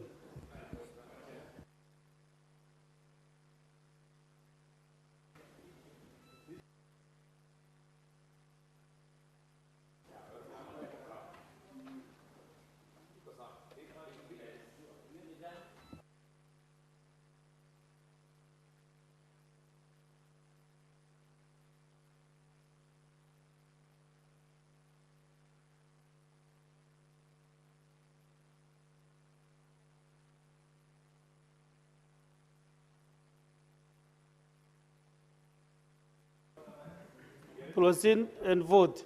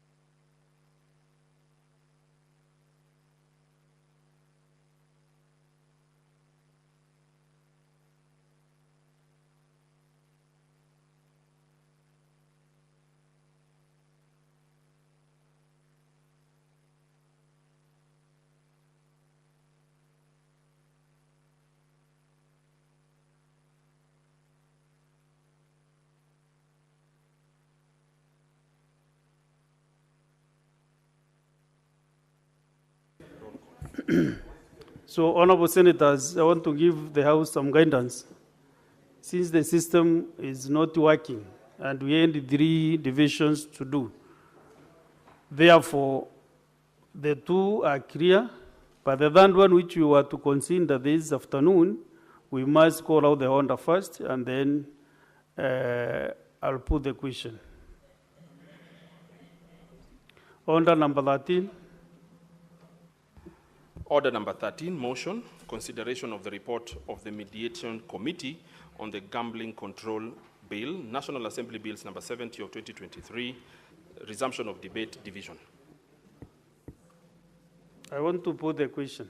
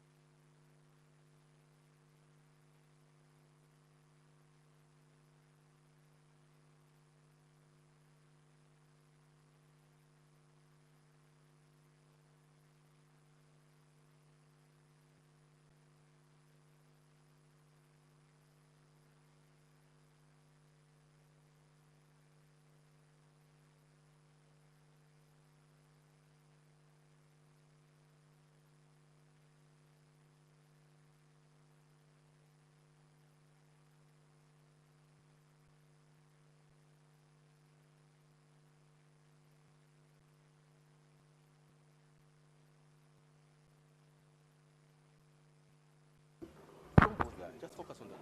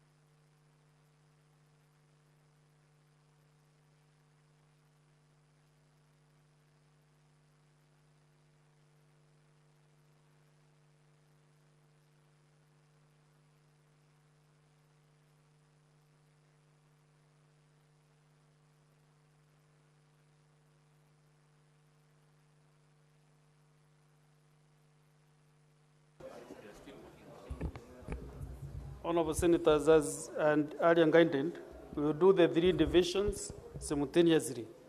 Therefore, since I put a question on the first two, now I put the question on order number 13, which is a consideration of the report of the Mediation Committee on the Gambling Control Bill, National Assembly Bills number 7 of 2023.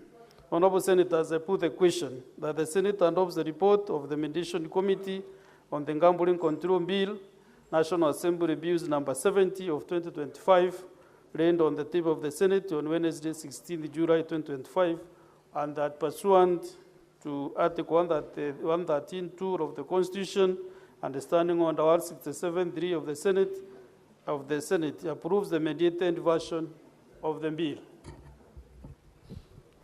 So we are doing manual voting. Honorable Senators. Senator Mans, you know I don't take instructions from when I'm here. I'm waiting for confirmation from Mr. Daniel.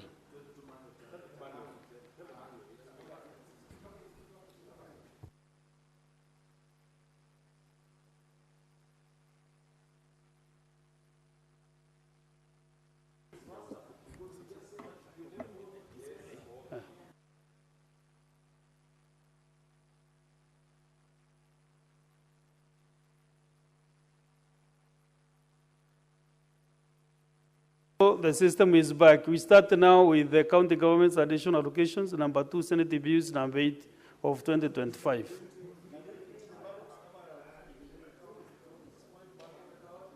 Proceed and vote, honorable senators. Can you log out first? Log in.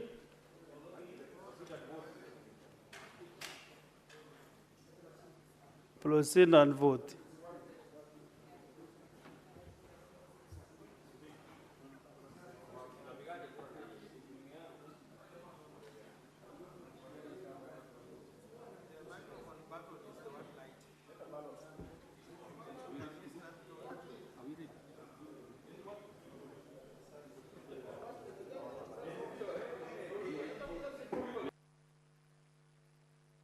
Now vote. You can vote.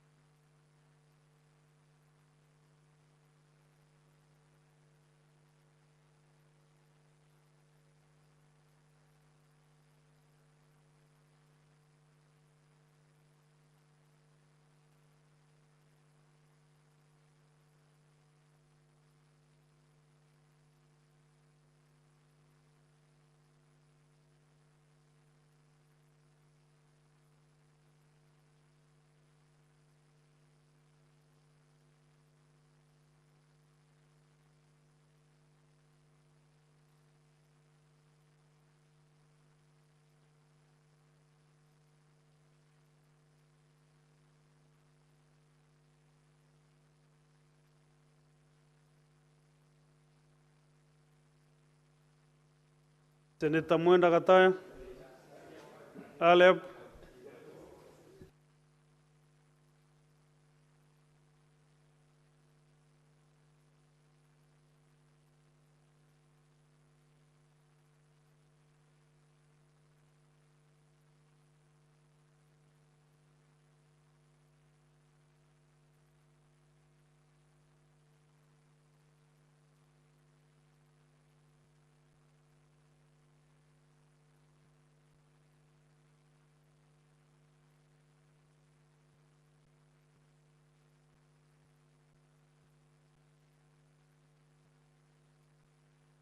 Let's go to the next division.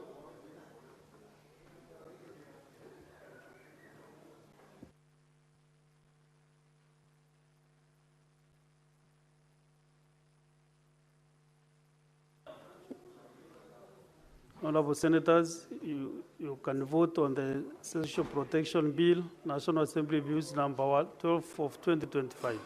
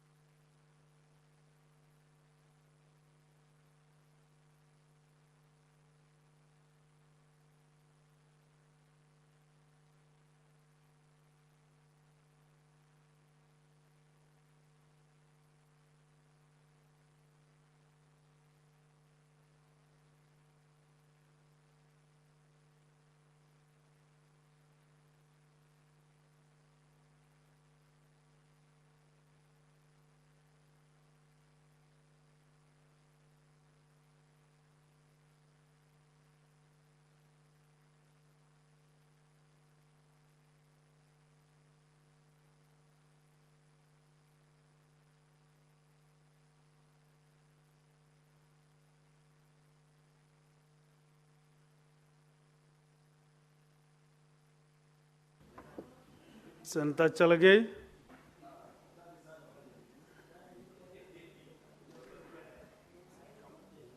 Senator Wambua.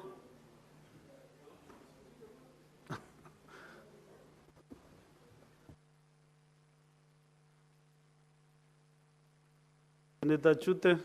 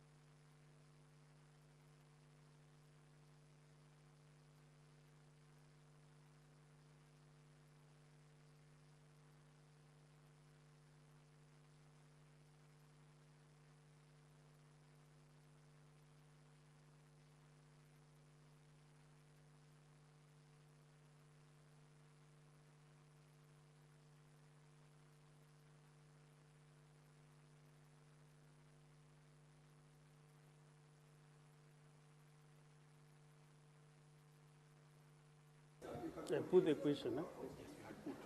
Let's go to the next division. Honorable Senators, kindly be attentive so that all of you can vote at one go to save on time.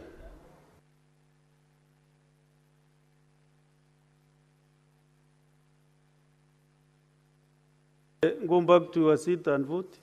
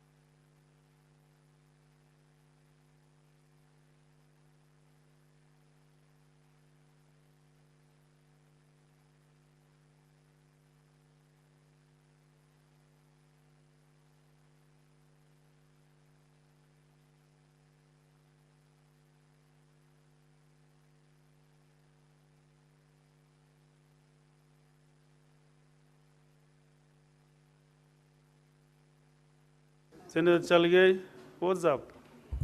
Senator Chalagay, you did not vote. Can you either vote yes, no, or abstain?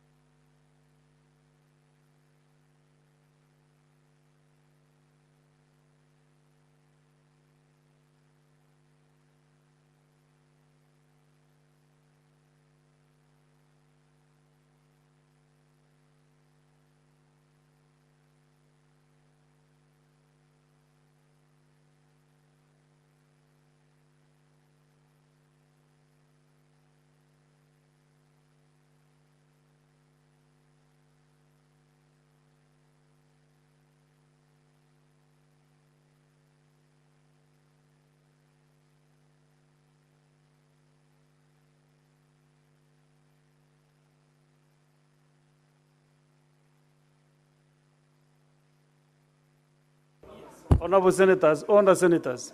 Senators on Honor. Senator Mudigi, Senator Chalagay. I want to give you results of your handiwork. We are starting with the County Governments and National Allocations, number 2, Senate Bills number 8 of 2025. Results as follows. Ayes 32, 3, nays 0, abstention nil. The ayes have it.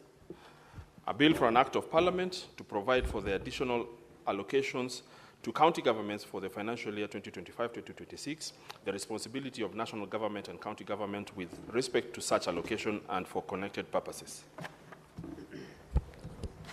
Results for the Social Protection Bill, National Assembly Bills number 12 of 2025. Results as follows. Ayes 3, nays 0, abstention nil.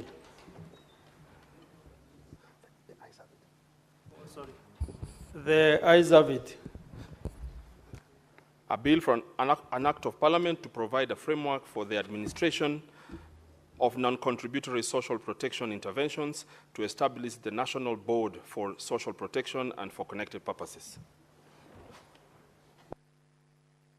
The results of the last one, which is the Senate adopts the report of the Implementation Committee on the Gambling Control Bill, National Assembly Bills number 7 of 2025, laid on the table of the Senate on Wednesday, 16th July 2025.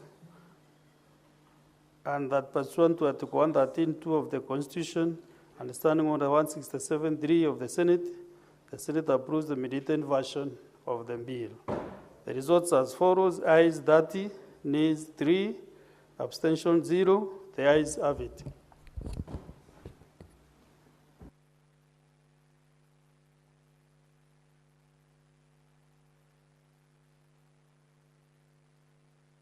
Sergeant at arms, now open the doors and withdraw the bars.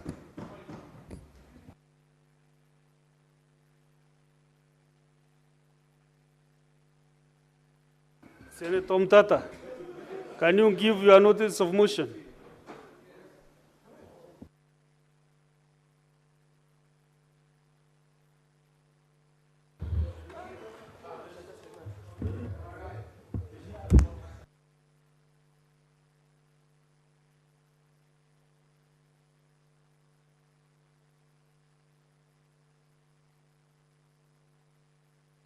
May I have the mic?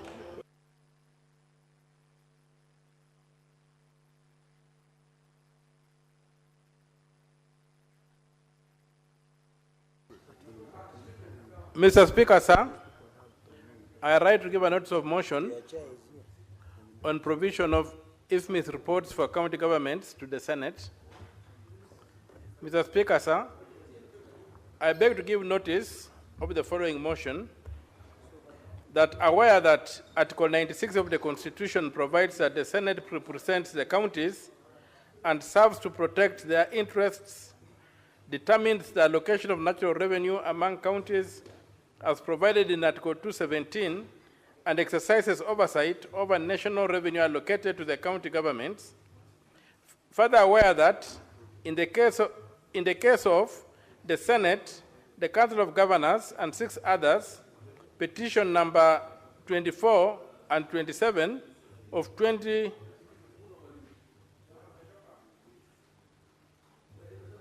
consolidated 2022 KEC number 57 KELR, the Supreme Court affirmed that the Senate's oversight authority extends to both nationally allocated and locally generated revenue. Concerned that senators are constrained by lack of access to real-time data from the IFMI system for the respective counties, they represent, thus affecting effective oversight of county governments. Further concerned that, in some instances, data and information presented to the Senate by the Auditor General and the control of budget are received and considered late as a result of the backlog, resulting into too much information not getting properly reviewed by the senators.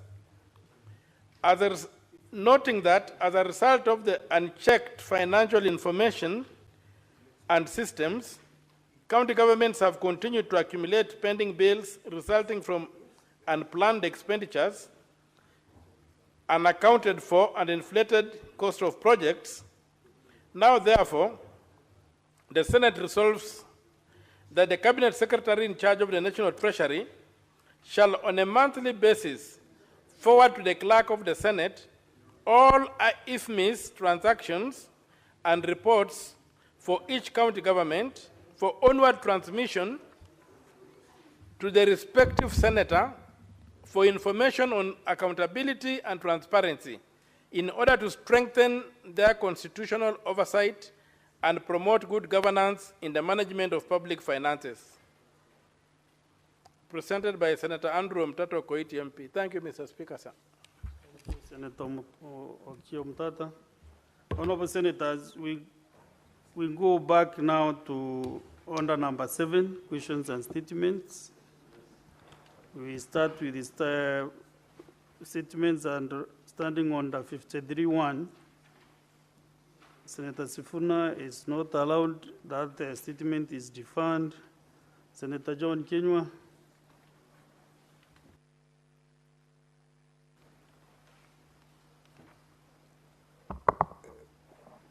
Request for a statement on the deaths of Julia Njoki and Thomas Gashwara during and after Sabasaba demonstration in Nanyuki, Laikipia County. Mr. Speaker, sir, I raise person to Standing Order 53.1 to seek a statement from the Standing Committee on National Security, Defense and Foreign Relations on a matter of national concern regarding the deaths of Mr. Thomas Gashwara and Ms. Julia Njoki during and after the Sabasaba demonstrations on 7th July 2025 in Nanyuki, Laikipia County. Mr. Speaker, sir, Julia Njoki, a 24-year-old, was arrested during the Sabasaba demonstrations in Nanyuki on 7th July 2025. After being charged in court the following day, she was granted a cash bail of Kenya shilling 25,000, which she couldn't afford, leading to her remand in Nanyuki prisons. On 9th July, her family was informed that she had collapsed in custody and was taken to Nanyuki Teaching and Referral Hospital with severe injuries. She later died with preliminary medical reports pointing to blunt force trauma, raising serious concern about her treatment while in state custody. Mr. Speaker, sir, further intensifying public concern was fatal shooting by the police of Thomas Gashwara, a Form 3 student, also in Nanyuki on the same day of the protests. These incidents highlighted a worrying trend of the use of excessive force by law enforcement agencies during demonstrations and exposed critical failures in protecting detainees' rights and ensuring police accountability.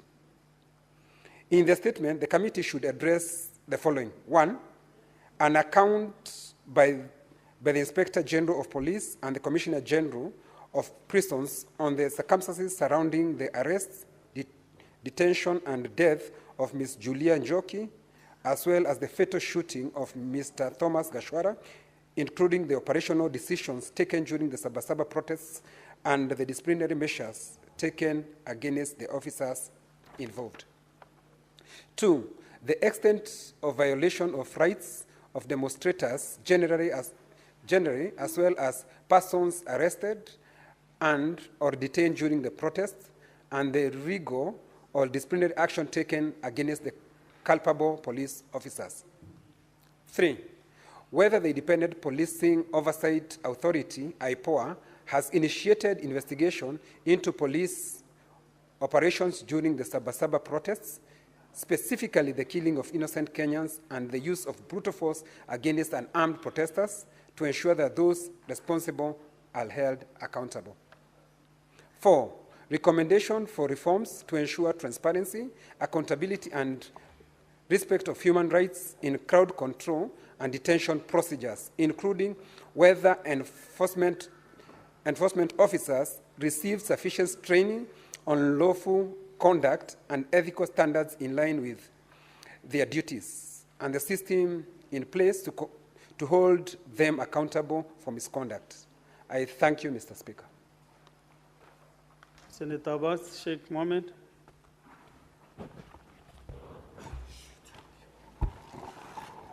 Thank you, Honorable Speaker. Honorable Speaker, I rise pursuant to Standing Order 53.1 to seek a statement from the Standing Committee on Finance and Budget on a matter of county-wide concerns regarding the utilization of climate financing and development grants by Wajir County in the energy, environment, and natural resource sector during the financial year of 2023-24, 24-25. Honorable Speaker, it is noteworthy that Wajir County receives substantial climate-related funds, including an allocation from the Climate Change Adaptation Fund, which constitutes 2% of the county annual development budget. In addition, the county benefits from the external grants, notably the financing locally led climate action program, that is FLOCA. Despite the presence of these resources, questions abound regarding the transparency, equity, and effectiveness of the implementation of the ward at the ward levels. In light of this, I request that the committee address the following. 1, utilization of the capital grants and transfers by Wajir County, including source of funding, total amount received, funded projects, the allocations and wards and current implementation status. 2, provide a list of infrastructure and civil works projects implemented by the county, including project names, locations, and progress updates. 3, a ward-by-ward breakdown of projects financed through the Climate Change Adaptation Fund, including the project names, amounts allocated, and implementation status. 4, a list of the FLOCA-funded projects, specifying the names, locations, amounts, and the list of beneficiary categories by the wards. I submit, Honorable Speaker.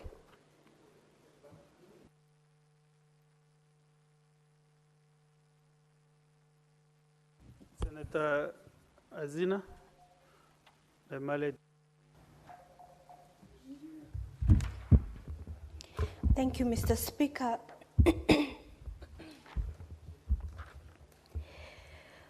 Mr. Speaker, this is a request for a statement on the status of medical equipment at Baragoi Sub-County Hospital in Samburu County. Mr. Speaker, sir, I rise pursuant to Standing Order 53.1 to seek a statement from the Standing Committee on Health on a matter of county-wide concern regarding the status of critical medical equipment at Baragoi Sub-County Hospital in Samburu County. Mr. Speaker, sir, Baragoi Sub-County Hospital serves a vast population in the northern part of Samburu County in the northern constituency, including remote and underserved communities. The hospital continues to face major challenges in the delivery of essential health services due to lack of functional equipment. The anesthesia and X-ray machines have been out of service for an extended period despite repeated requests for repair, forcing patients to seek radiological services in the distant Maralal. The hospital also lacks a CT scan and a full hemogram machine, both essential for accurate diagnosis, surgical procedures, and maternal care. In the statement, the committee should address the following. 1, reasons behind the delay in servicing and repairing the anesthesia and X-ray machines, and establish who is responsible for this prolonged inaction. 2, plans by the county and national governments to equip Baragoi Sub-County Hospital with a CT scan machine. 3, the expected timelines for the procurement of a hemogram machine to improve the hospital's surgical and diagnostic capacity. 4, the interventions to ensure the hospital operates at full capacity and can adequately safeguard the health and well-being of residents in the Samburu North Sub-County and the county at large. Senator Ezena Lemalitian, dated 17th of July 2025. Thank you, Mr. Speaker. Senator Murangu.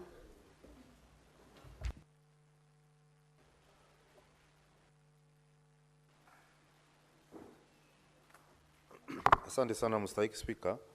Mstahiki Spika, niko na taarifa tatu ambazo ningependa kusoma. Moja imeorodheshwa katika order ya leo katika mbuga la Seneti na ningeomba kusoma mtawalia. Taarifa kuhusu hali mbaya ya gereza la wanawake la Lang'ata na maslahi ya maafisa. Sorry, Senator Murangu. Just approach the table.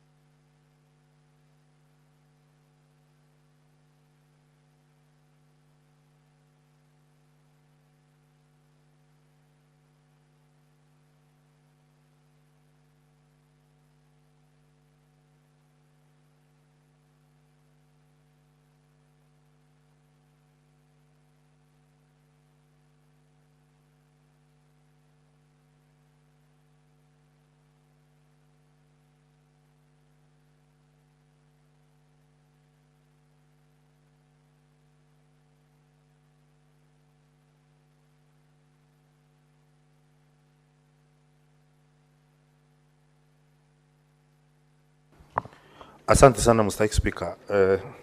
Nitazisoma mtawalia. Mstahiki Spika. Taarifa kuhusu hali mbaya ya gereza la wanawake la Lang'ata na maslahi ya maafisa wa magereza. Mstahiki Spika, nimesimama kwa mujibu wa kanuni ya kudumu 43(1) ya kanuni za kudumu za Seneti kuomba kauli kuhusu swala la kitaifa kutoka kwa kamati ya leba na ustawi wa jamii kuhusu hali mbaya ya gereza la wanawake la Lang'ata na changamoto zinazokumba maafisa wa magereza katika utekelezaji wa majukumu yao. Mstahiki Spika, gereza la wanawake la Lang'ata ni miongoni mwa magereza makubwa nchini na machache ambamo wahalifu wa kike wanaofungwa. Kwa masikitiko makubwa, gereza hili halina ua rasmi, jambo linalotishia usalama wa wafungwa. Kando na hilo, visa vya ukatili na dhuluma za kijinsia dhidi ya watoto wanaoishi gerezani vimeripotiwa na kuibua wasiwasi. Aidha, kituo cha elimu ya utotoni ECD kinachohudumia watoto wa wafungwa katika gereza hilo na maafisa wa magereza na jamii jirani kimeachwa nje ya mpango wa lishe wa serikali ya kaunti ya Nairobi. Vile vile kituo cha afya cha daraja la 3 kilicho ndani ya gereza hilo kinakambiliwa na uhaba wa madawa na wahudumu, hali inayotishia afya wafungwa, watoto na maafisa. Licha ya kuchimbwa kwa kisima na mamlaka ya TARDA, kisima hicho akifaidi jamii ya gereza hilo kutokana na ukosefu wa vifaa vya kusukuma na kushambaza maji. Katika kauli hiyo, kamati inapaswa kuelezea yafuatayo. Moja, iwapo serikali imefanya ukaguzi wa kina na miundombinu ya gereza hilo, ikiwemo uwezekano wa kulizingira gereza hilo kwa ua dhabiti ili kuhakikisha wafungwa, wafanyikazi wa gereza hilo na familia zao usalama. Mbili, hatua za kuboresha mazingira ya kazi, marupurupu makazi na maslahi ya maafisa wa magereza kama vile huduma za afya, na iwapo kuna mipango ya kuboresha makazi ya maafisa wa magereza ikiwemo kuwajumuisha kwenye mpango wa serikali wa makazi bora ya bei nafuu. Tatu, kwa nini kituo cha elimu ya utotoni cha gereza la Lang'ata kimeachwa nje ya mpango wa lishe wa serikali ya kaunti, na hatua gani zinachochukuliwa kurekebisha hali hiyo pamoja na kukabili dhuluma za kijinsia na za kigono dhidi ya watoto katika gereza hilo? Na mwisho, sababu za kutokamilishwa kwa kisima kilichochimbwa na TARDA ili kuhakikisha wafungwa na jamii ya gereza hilo maji masafi ya kutosha. Ya pili, Mstahiki Spika. Order, Senator. Just hold on, Senator Madzayo. You are a seasoned member of the House. You cannot walk across the aisle the way you did. Please comply. Asante sana Proceed, Senator. Mstahiki Speaker. Taarifa hiyo ingine ni kuhusu visa za ukatili wa maafisa kadhaa wa polisi kutoka kikosi cha GSU katika kaunti ya Kirinyaga. Mstahiki Speaker, anasimama kwa mujibu wa kanuni ya kudumu 53(1) ya kanuni za kudumu za Seneti kuomba kauli kutoka kwa kamati ya usalama wa taifa, ulinzi na uhusiano wa kimataifa kuhusu visa vya ukatili na maafisa kadhaa wa polisi kutoka kikosi cha GSU katika kaunti ya Kirinyaga.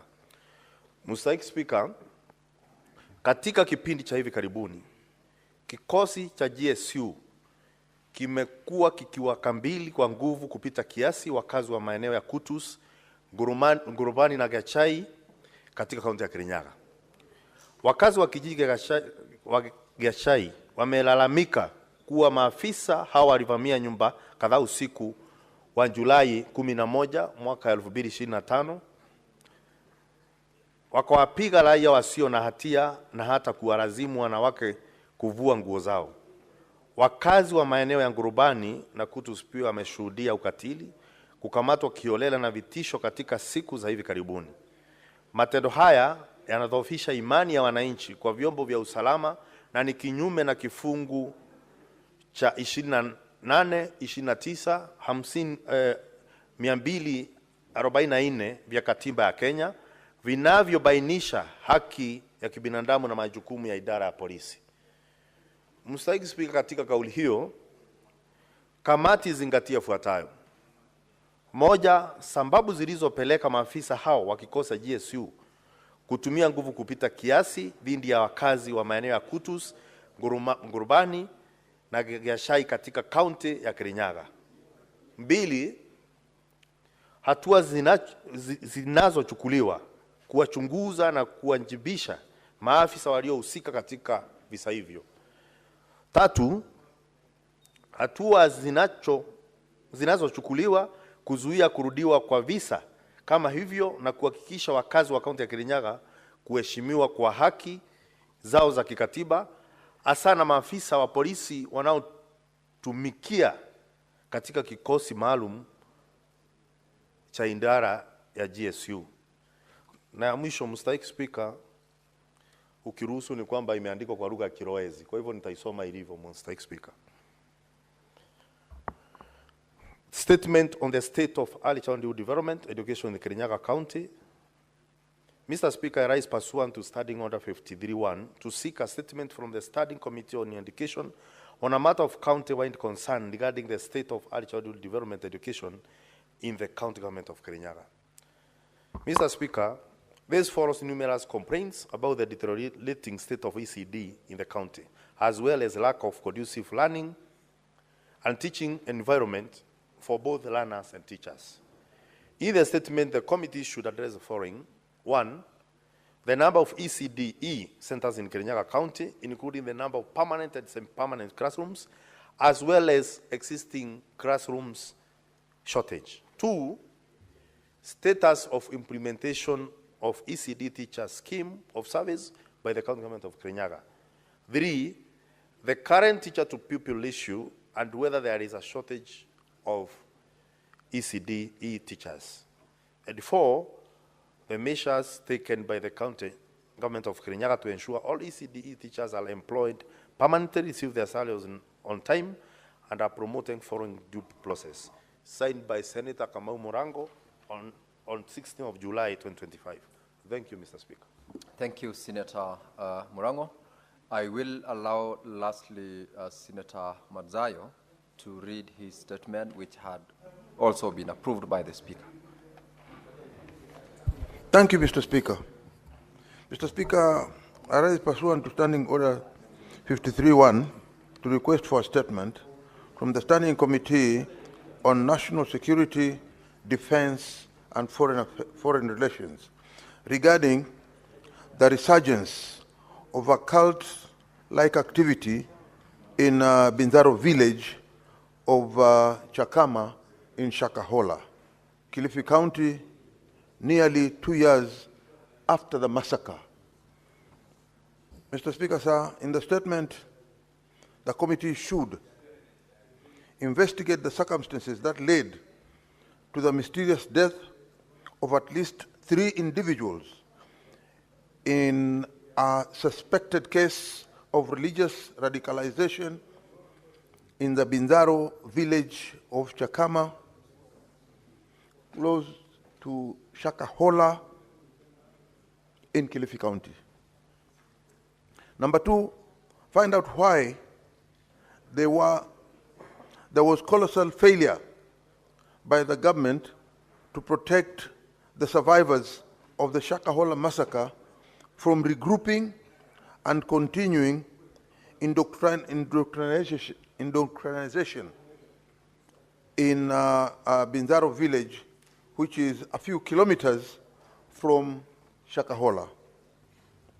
Number 3, disclose a detailed breakdown of the total number of the survivors of the Shakahola massacre, including minors, and the steps taken to rehabilitate, reintegrate, and support them to prevent them from regrouping. Number 4, provide the current status of the criminal investigations and legal proceedings against individuals implicated in the Shakahola tragedy to deter the religious extremist leaders from indoctrinating the public or the citizens of Kilifi County. Number 5, provide the timeline for releasing of the Shakahola victims' bodies to their families along with the cause of the delays. Mr. Speaker, finally, the committee should recommend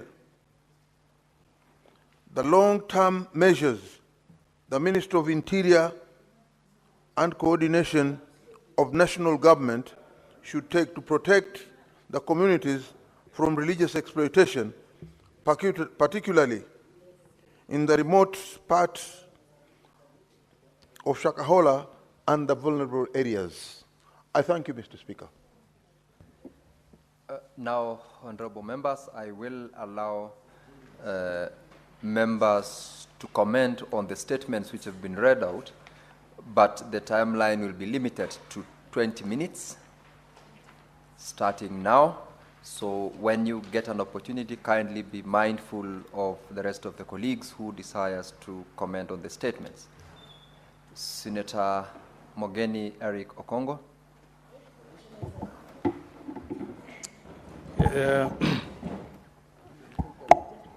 Mr. Speaker, sir, thank you. Mr. Speaker, I wanted to make a comment on the statement that was read by a senator for Laikipia Kinyua. Mr. Speaker, we are all concerned as Kenyans, the number of youthful Kenyans, more so students in our polytechnics and in our universities who have lost their lives.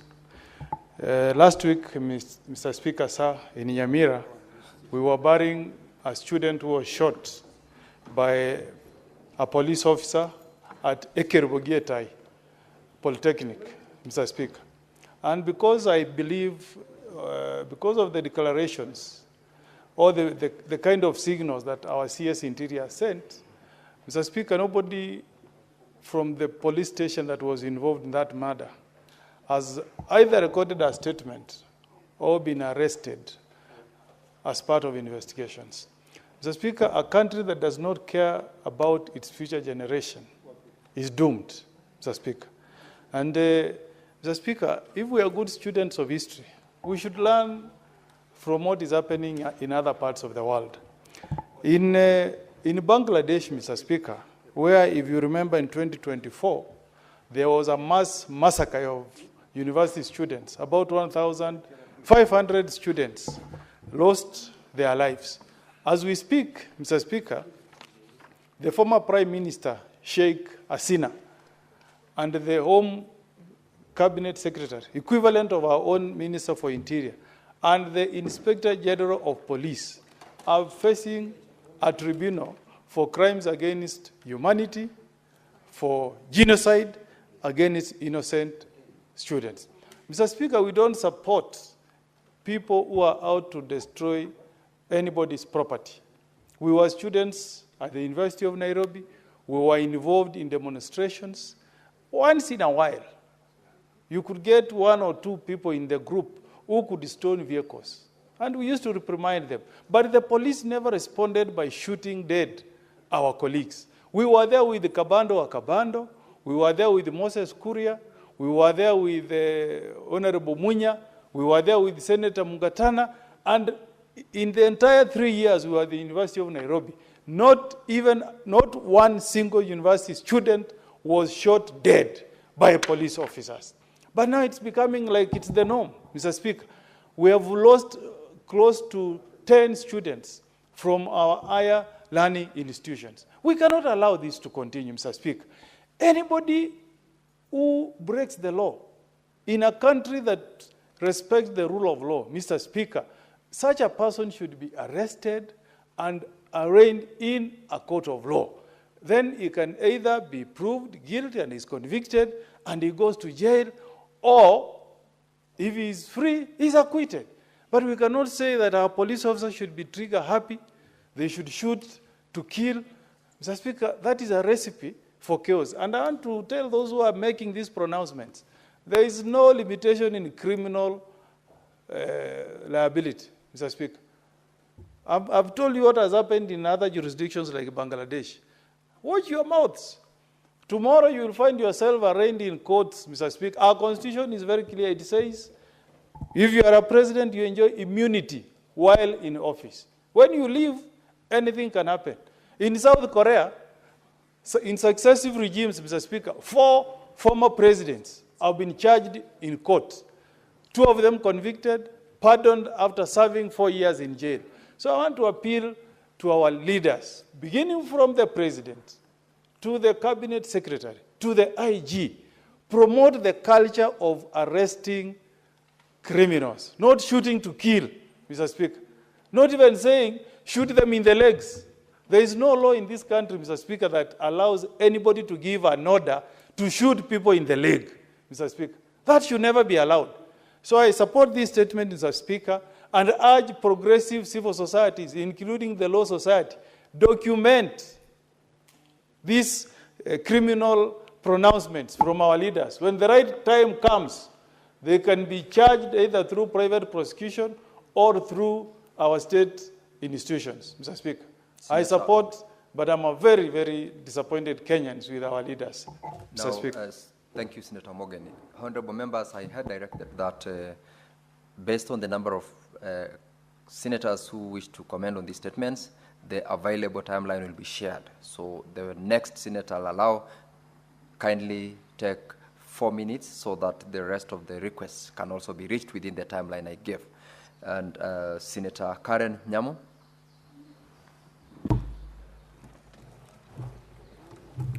Thank you, Mr. Speaker. I want to thank Honorable Senator Murango of Kirinyaga for bringing this statement on Langata Women's Prison, which is an issue that has been swept under the rug for some time. Mr. Speaker, the conditions in Langata Women's Prison are not only alarming, but are also an abuse of human rights. They are also a direct contravention of Article 51 of our Constitution, which guarantees the rights and the conditions in prisons, Mr. Speaker. I happen to have spent a night at the remand prison of Langata Women's one night, but luckily I was set free the following day. But I had the privilege of walking around and seeing the conditions that Senator Murango is talking about. And as someone who had reported that day, I was put in a small cell, very tiny mattress. I could hardly get sleep. And I think some of these experiences that God makes us go through are important because he knows that on your journey ahead, you are going to be tasked with representing such people in such facilities. The women, especially who are, some of them are pregnant, some of them have infants. The diet is not not balanced.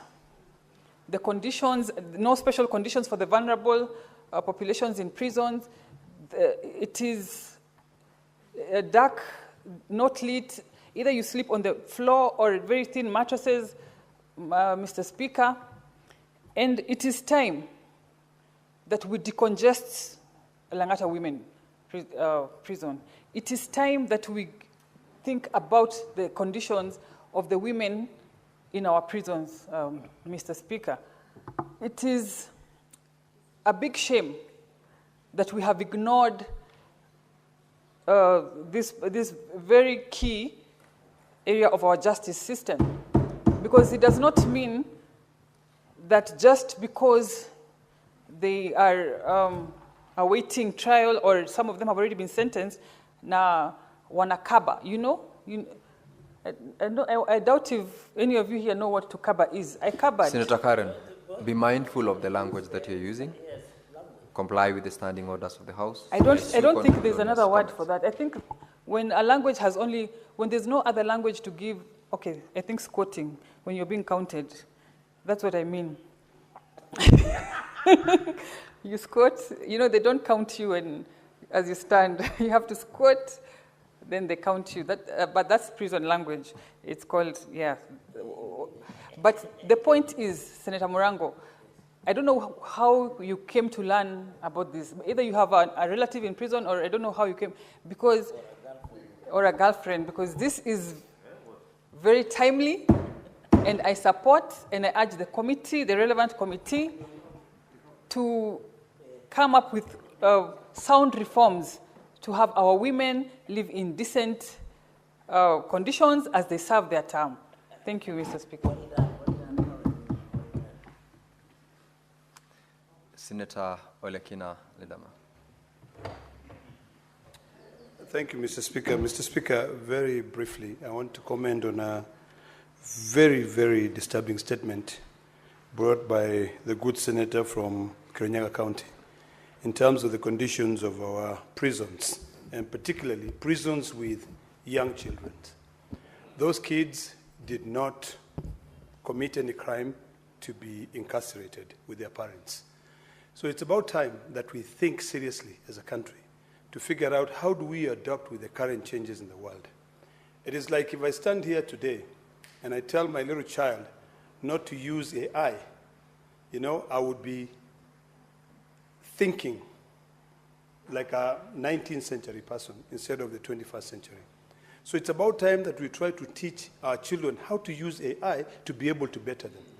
Now, Mr. Speaker, countries like the United States of America, countries like the UK, countries like Australia and New Zealand, in fact, Australia and New Zealand have experimented on having private prisons that are run by private companies.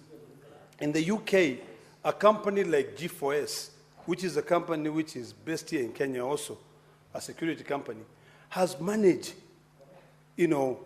has managed some private prisons. So it's about time for us to really be realistic and become AI, thinking individuals or 21st century legislators, and advocate for the privatization of institutions, these penitentiaries that have got children in them. And of course, there are pros and cons. One, people might say because they are profit-driven, those managing these prisons would probably try to come up with cost-saving measures to be able to earn more profit. But we have to look at it also in a way that government will be able to oversight them. It is wrong for us to punish our children. When you hear that Langata Women Prison, the kids are being raped, who are there. Education facilities, which is guaranteed by our constitution for every child in this country, those kids are not getting those services. It worries us. So, Mr. Speaker, this statement should be taken seriously. And it's about time that we start thinking outside the box. Let us try, let us experiment with the privatization of these penitentiaries, of these prisons. Once we do that, the ones with children, we can privatize them. You know, pay them the money. You might actually find that the government will spend less money. I know a lot of people might worry that, oh, prison officers will lose jobs. No. People can be able to find a way to work, and we privatize them. We have so much land in this country. We have areas that are deserts. We can go build a prison there and privatize it and then fund it. Mr. Speaker, finally, and I would like to request that you urge me just 30 seconds on this matter.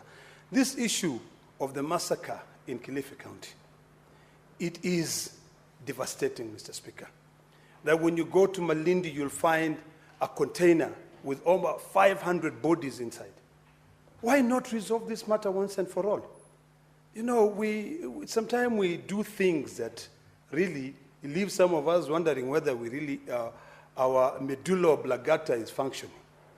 I think it's about time that the government takes this matter seriously. Whatever can be done in Malindi, so that we take care of the health of even the people who get sick and are admitted in the hospitals. If a morgue is stinking as hell because of, you know, maybe our criminal justice system is dragging its feet to be able to resolve this matter, why not find a way of disposing?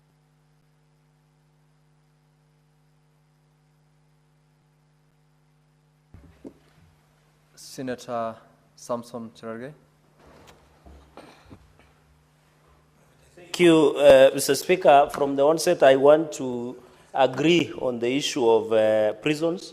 Having been a serial guest in a number of prison cells, and as you represented me at some point, Mr. Speaker, I think by the time I was the whip as the chair JLAG, we had a report of reforms in postal institutions. And one of our recommendations was privatizations of prisons within the country, and also to avoid punishing the children that are born in prisons.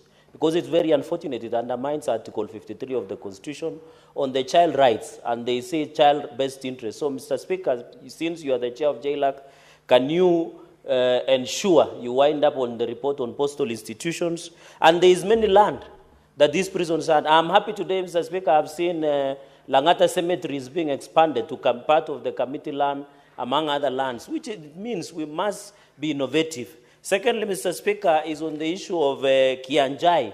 The attack in Kianjai of Kirinyaga, it's very unfortunate. Mr. Speaker, we are aware. It is not right, Mr. Speaker, that the J should travel all the way from Nairobi to go and terrorize people of Kianjai village because of business differences. And the people that are using police or GSU, Mr. Speaker, the next JSU camp that is in Mount Kenya is in Laikipia. How can they drive all the way to Kirinyaga to terrorize using JSU, Mr. Speaker? I think this issue of business, I want to appeal to the committee to look this issue of business library that we see in Kirinyaga so that the people of Kianjai village do not suffer, Mr. Speaker. On the issue of Sabasaba, Mr. Speaker, while we empathize and sympathize with what happened because of Sabasaba demos, the organizers, the planners, the executioners, Mr. Speaker, they must be punished with anti-terrorism laws, Mr. Speaker, because that's economic sabotage. That is a way of sabotaging the government, Mr. Speaker. When you even ban a police booth, you are a local terrorist and you must be handled as such, Mr. Speaker. While we appeal for the IPOA and the government to rein on the issue of police brutality and also extrajudicial killings, any person found, Mr. Speaker, to have violated, Mr. Speaker, Article 37 is very clear, it's peace and unarmed.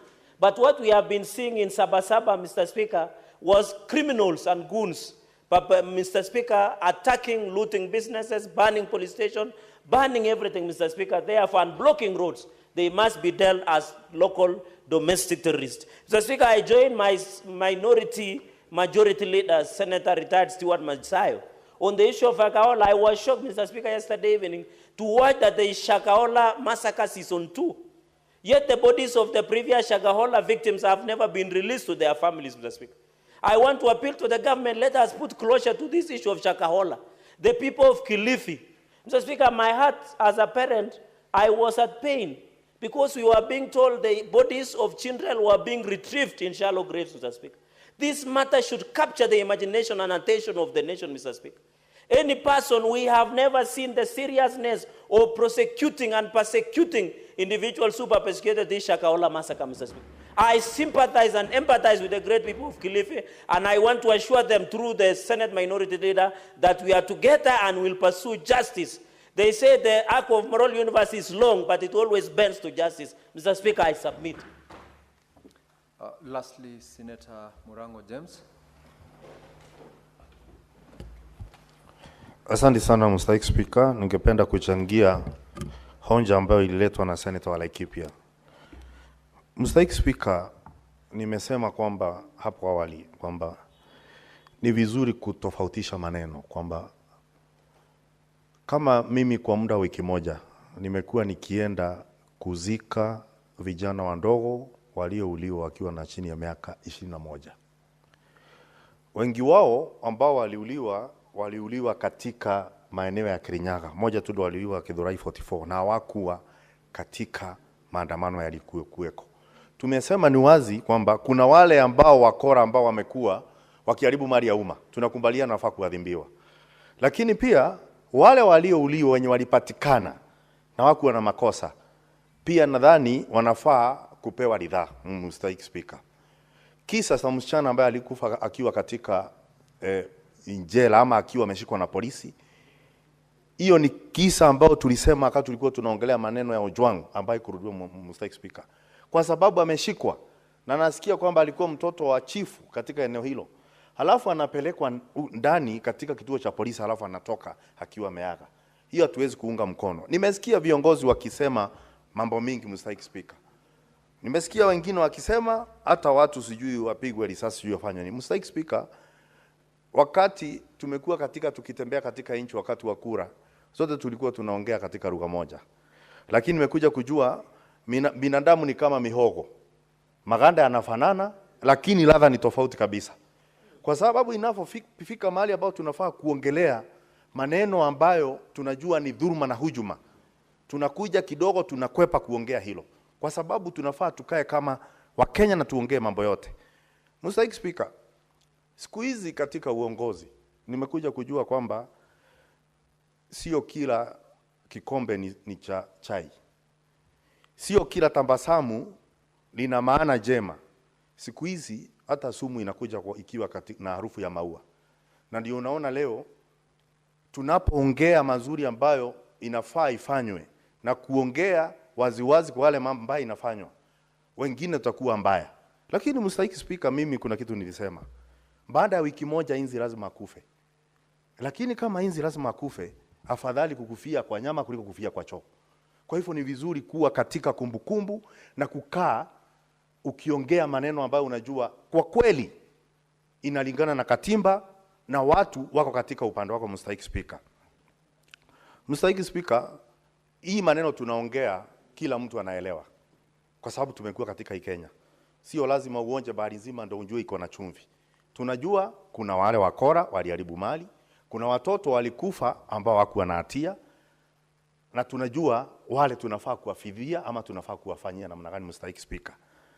Lakini tusiwe watu wa kuongea maneno yasiyo maana, kwa sababu wakati mwingine tunaonekana kama tujui tunafanya. Na ukumbuke kwamba unaweza kuwa kiongozi, lakini unajua nyani ni nyani. Hata akivaa suti ni nyani kwa mwenye alimshonea suti. Kwa hivyo ukichaguliwa na mwenendo yako ni mbaya na unaongea mambo yafai, utaonekana hivyo. Na niwakumbushe ya kwamba Mungu wako na kawaida ya kuinua watu ambao hawana lolote kwa yeyote mbele ya watu ambao hawaamini chochote, kwa sababu Mungu ni wa sisi sote. Wakati utafika. Kwa hivyo ni vizuri tuzingatie, tuongee, tusaidie wale wanaoumia, tuchunge maneno tusiumize wale ambao wanazikana, kwa sababu hii mauti itatukumba sisi zote. Hata mimi najua kuna msonomari amba kuna mti fulani unakuwa mahali wa kutengeneza jeneza langu. Sote tunafaa tujue hivyo. Sisi wote ni watarajiwa. That sums up the comments on the statements, honorable senators. And in order to conclude on the business of the House, I'll rearrange the order paper and call out order number 20. Clerk, call out order number 20. Order number 20, the Technopolis Bill, National Assembly Bill number 6 of 2024, resumption of debate. When the House last rose, Senator Osotsi was on the floor, and you have got 7 minutes to conclude on seconding this particular bill. Senator Osotsi, proceed. Thank you, Mr. Speaker. Mr. Speaker, I think I stopped at the point where I was saying that there are some provisions in this bill which are quite unique. They are not consistent with the international norms on Technopolis. And I said, for example, the definition of the Technopolis, particularly Konza Technopolis, whose definition is defined as just a number of hectares. That is not proper, that is not progressive, and that is very limiting. Because, Mr. Speaker, we know of Technopolis across the world. We know of Silicon Valley, we know of Silicon Forest, we know of Gurugram in India. All these are not limited by the number of hectares where they sit. They are limited by ideas, not the amount of space they sit on. So we'll be starting on a wrong foot as a country if we try to limit Technopolis based on geographical sites that they occupy. So I think it will be very important to amend so that we do not set a wrong precedent on that. I also was concerned about the functions of the authority, where the authority has been given the function to allocate land. Mr. Speaker, that can't be the function of the authority. We have institutions which do that in this country. We have the National Land Commission, we have the Ministry of Land. Can they be allowed to do that? Because we have started hearing concerns that some unscrupulous land operators have already descended in Konza City and they are buying land in preparation for all this. Mr. Speaker, I also wanted to say that this bill has also to be looked at into the 7 elements of our Technopolis. It has only captured government and large companies. Mr. Speaker, for us to have a proper Technopolis, we need to have a university. All Technopolis across the world have a university located within the Technopolis. This bill does not talk about that, Mr. Speaker. Research institution, it doesn't talk about that. Mr. Speaker, the bill also is limiting, it's only talking about large technology companies. We also need to provide opportunities for our youth who can set up small tech companies and they can be housed there. So I think there is a lot that needs to be done to this bill, and as a member who is very conversant with Technopolis, I will be proposing amendments to this bill to align it with the international standards and also create value for Kenyans in this bill. Mr. Speaker, I second.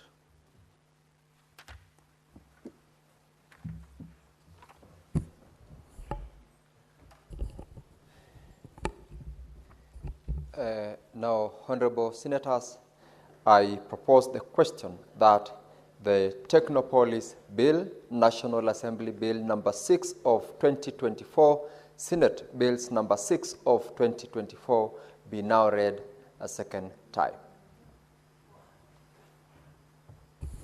Honorable Senators, the bill is now available for debate, and I will allow Senator Samson Cherargei to make his contributions.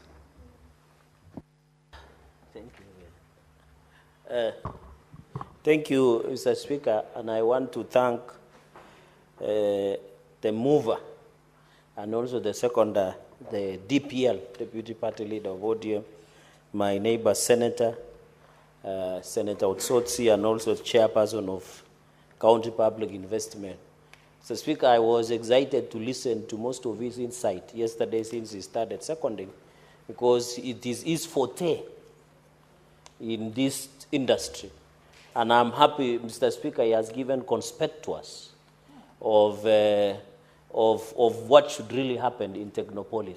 So, Speaker, as you are aware, when we were in Form 1, you were being told what is definition of biology or definition of chemistry. So, Speaker, the word Technopolis refers to an urban place where it's like Silicon Valley that we have in the US. And it is, in fact, it's based where it is technopreneurs, the area of innovation, the area of tech, Mr. Speaker, and therefore it is very critical. I agree, Mr. Speaker, that as the world revolves, in fact, as we talk about technology in Kenya, Mr. Speaker, we are still slightly behind. Because I saw even companies like Meta and other major companies are now moving to artificial intelligence. So it is a moving target. Mr. Speaker, if you have happened to have watched the movie, I know you are a bit senior, called Hard Target. So, Speaker, the story of that movie is that a gentleman would always want to use one bullet, but he would miss the target. That's why it's called Hard Target, Mr. Speaker. I know for the Gen Z and the rest don't know what movie Hard Target is, because I don't think the current type of movies in Netflix and Amazon and others, Mr. Speaker, or on YouTube captures that. But I advise that should you find time, I know you are a busy man, you should watch that movie. It's a very interesting movie. So that is, I want to equate it to the fact of the technology. Technology, what is in the morning by evening, Senator Otsosi will tell you, has become obsolete. So we must be at pace, Mr. Speaker, in our lives. I remember there was an issue of elections, and you were very instrumental during the UDA nominations process and also being an agent of elections, and you are part of the people alongside you signing the charter during the engagement with the current president, Mr. Speaker. So this, and we were arguing about the role of technology in our elections, Mr. Speaker. Technology will control our lives, Mr. Speaker, but what surprises me, Mr. Speaker, is that when you go to other countries, they are now resorting to use of paper. Especially when you travel, Mr. Speaker, and I know your members from table office are conversant because we normally travel together with the secretariat, Mr. Speaker. I hope I can see they are smiling. I don't know whether it is true or false, but they are aware because I was once a chair, Mr. Speaker. When you go to America, these established countries, they are now retreating and using papers or hard. They no longer fear technology because technology also is vulnerable to cyber attacks. Is vulnerable, Mr. Speaker. That is why, in fact, if you remember, and Mr. Speaker, at least you have practiced law long enough in this country, you remember the substratum of the conversation within the election petition of Raila Odinga case in 2017. It was about the servers. And we were being told people in France were yet to wake up. Because, Mr. Speaker, I'm happy in this bill, we are creating our own store. Let me use the word store so that Kenyans can understand. We are creating our own hub, Mr. Speaker, so that we don't need to outsource. Mr. Speaker, in fact, as we talk today with the issue of e-citizen, the issue of cards, Mr. Speaker, in banks, is becoming a serious digital economy. And therefore, regulation and legislation on digital economy is very important. I want to thank His Excellency the President, Mr. Speaker, because he has been instrumental in establishment of digital hubs in 290 constituencies. That will bring revolution in terms of digital economy. The laying of fiber optic across the country, Mr. Speaker, will ensure Kenya, alongside South Africa and Nigeria, become one of the greatest hubs, Mr. Speaker, in the entire Africa, Mr. Speaker. So these 290 digitals that President William Ruto is pushing to be established in everywhere, Mr. Speaker, it should and it must be welcomed by each and every person. Senator Cherargei, it's 6:30. When the House resumes tomorrow, you have 15 minutes remaining to conclude on your contribution. But in future, now, Honorable Senators, it is now 6:30 p.m., time to adjourn the Senate. The Senate therefore stands adjourned until tomorrow, Thursday, 24th of July, 2025 at 2:30 p.m.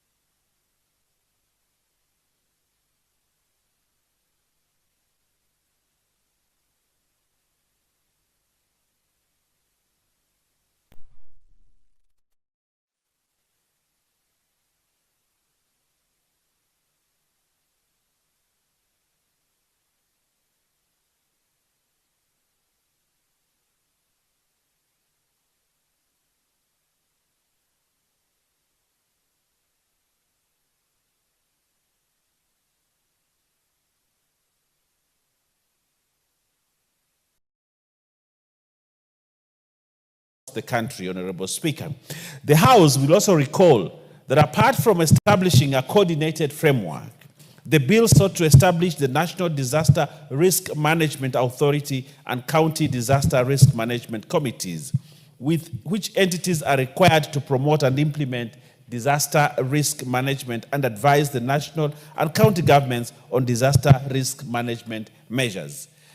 My Speaker, following its passage, the bill was transmitted to the Senate in accordance with Article 110(4) of the Constitution, given that disaster is a shared function between the two levels of government. My Speaker, the Senate has since deliberated on the bill and proposed a number of amendments which this House is now called upon to consider. I further note that on the 30th of April 2025, you referred the schedule of Senate amendments to the Departmental Committee on Regional Development for consideration and reporting. Honorable Speaker, allow me to sincerely thank the chairperson and members of the committee for their dedication and hard work in reviewing the Senate's proposal and preparing a comprehensive report to guide this House in the deliberations. Honorable Speaker, I have reviewed the committee's reports and noted that the Senate proposed amendments, and this is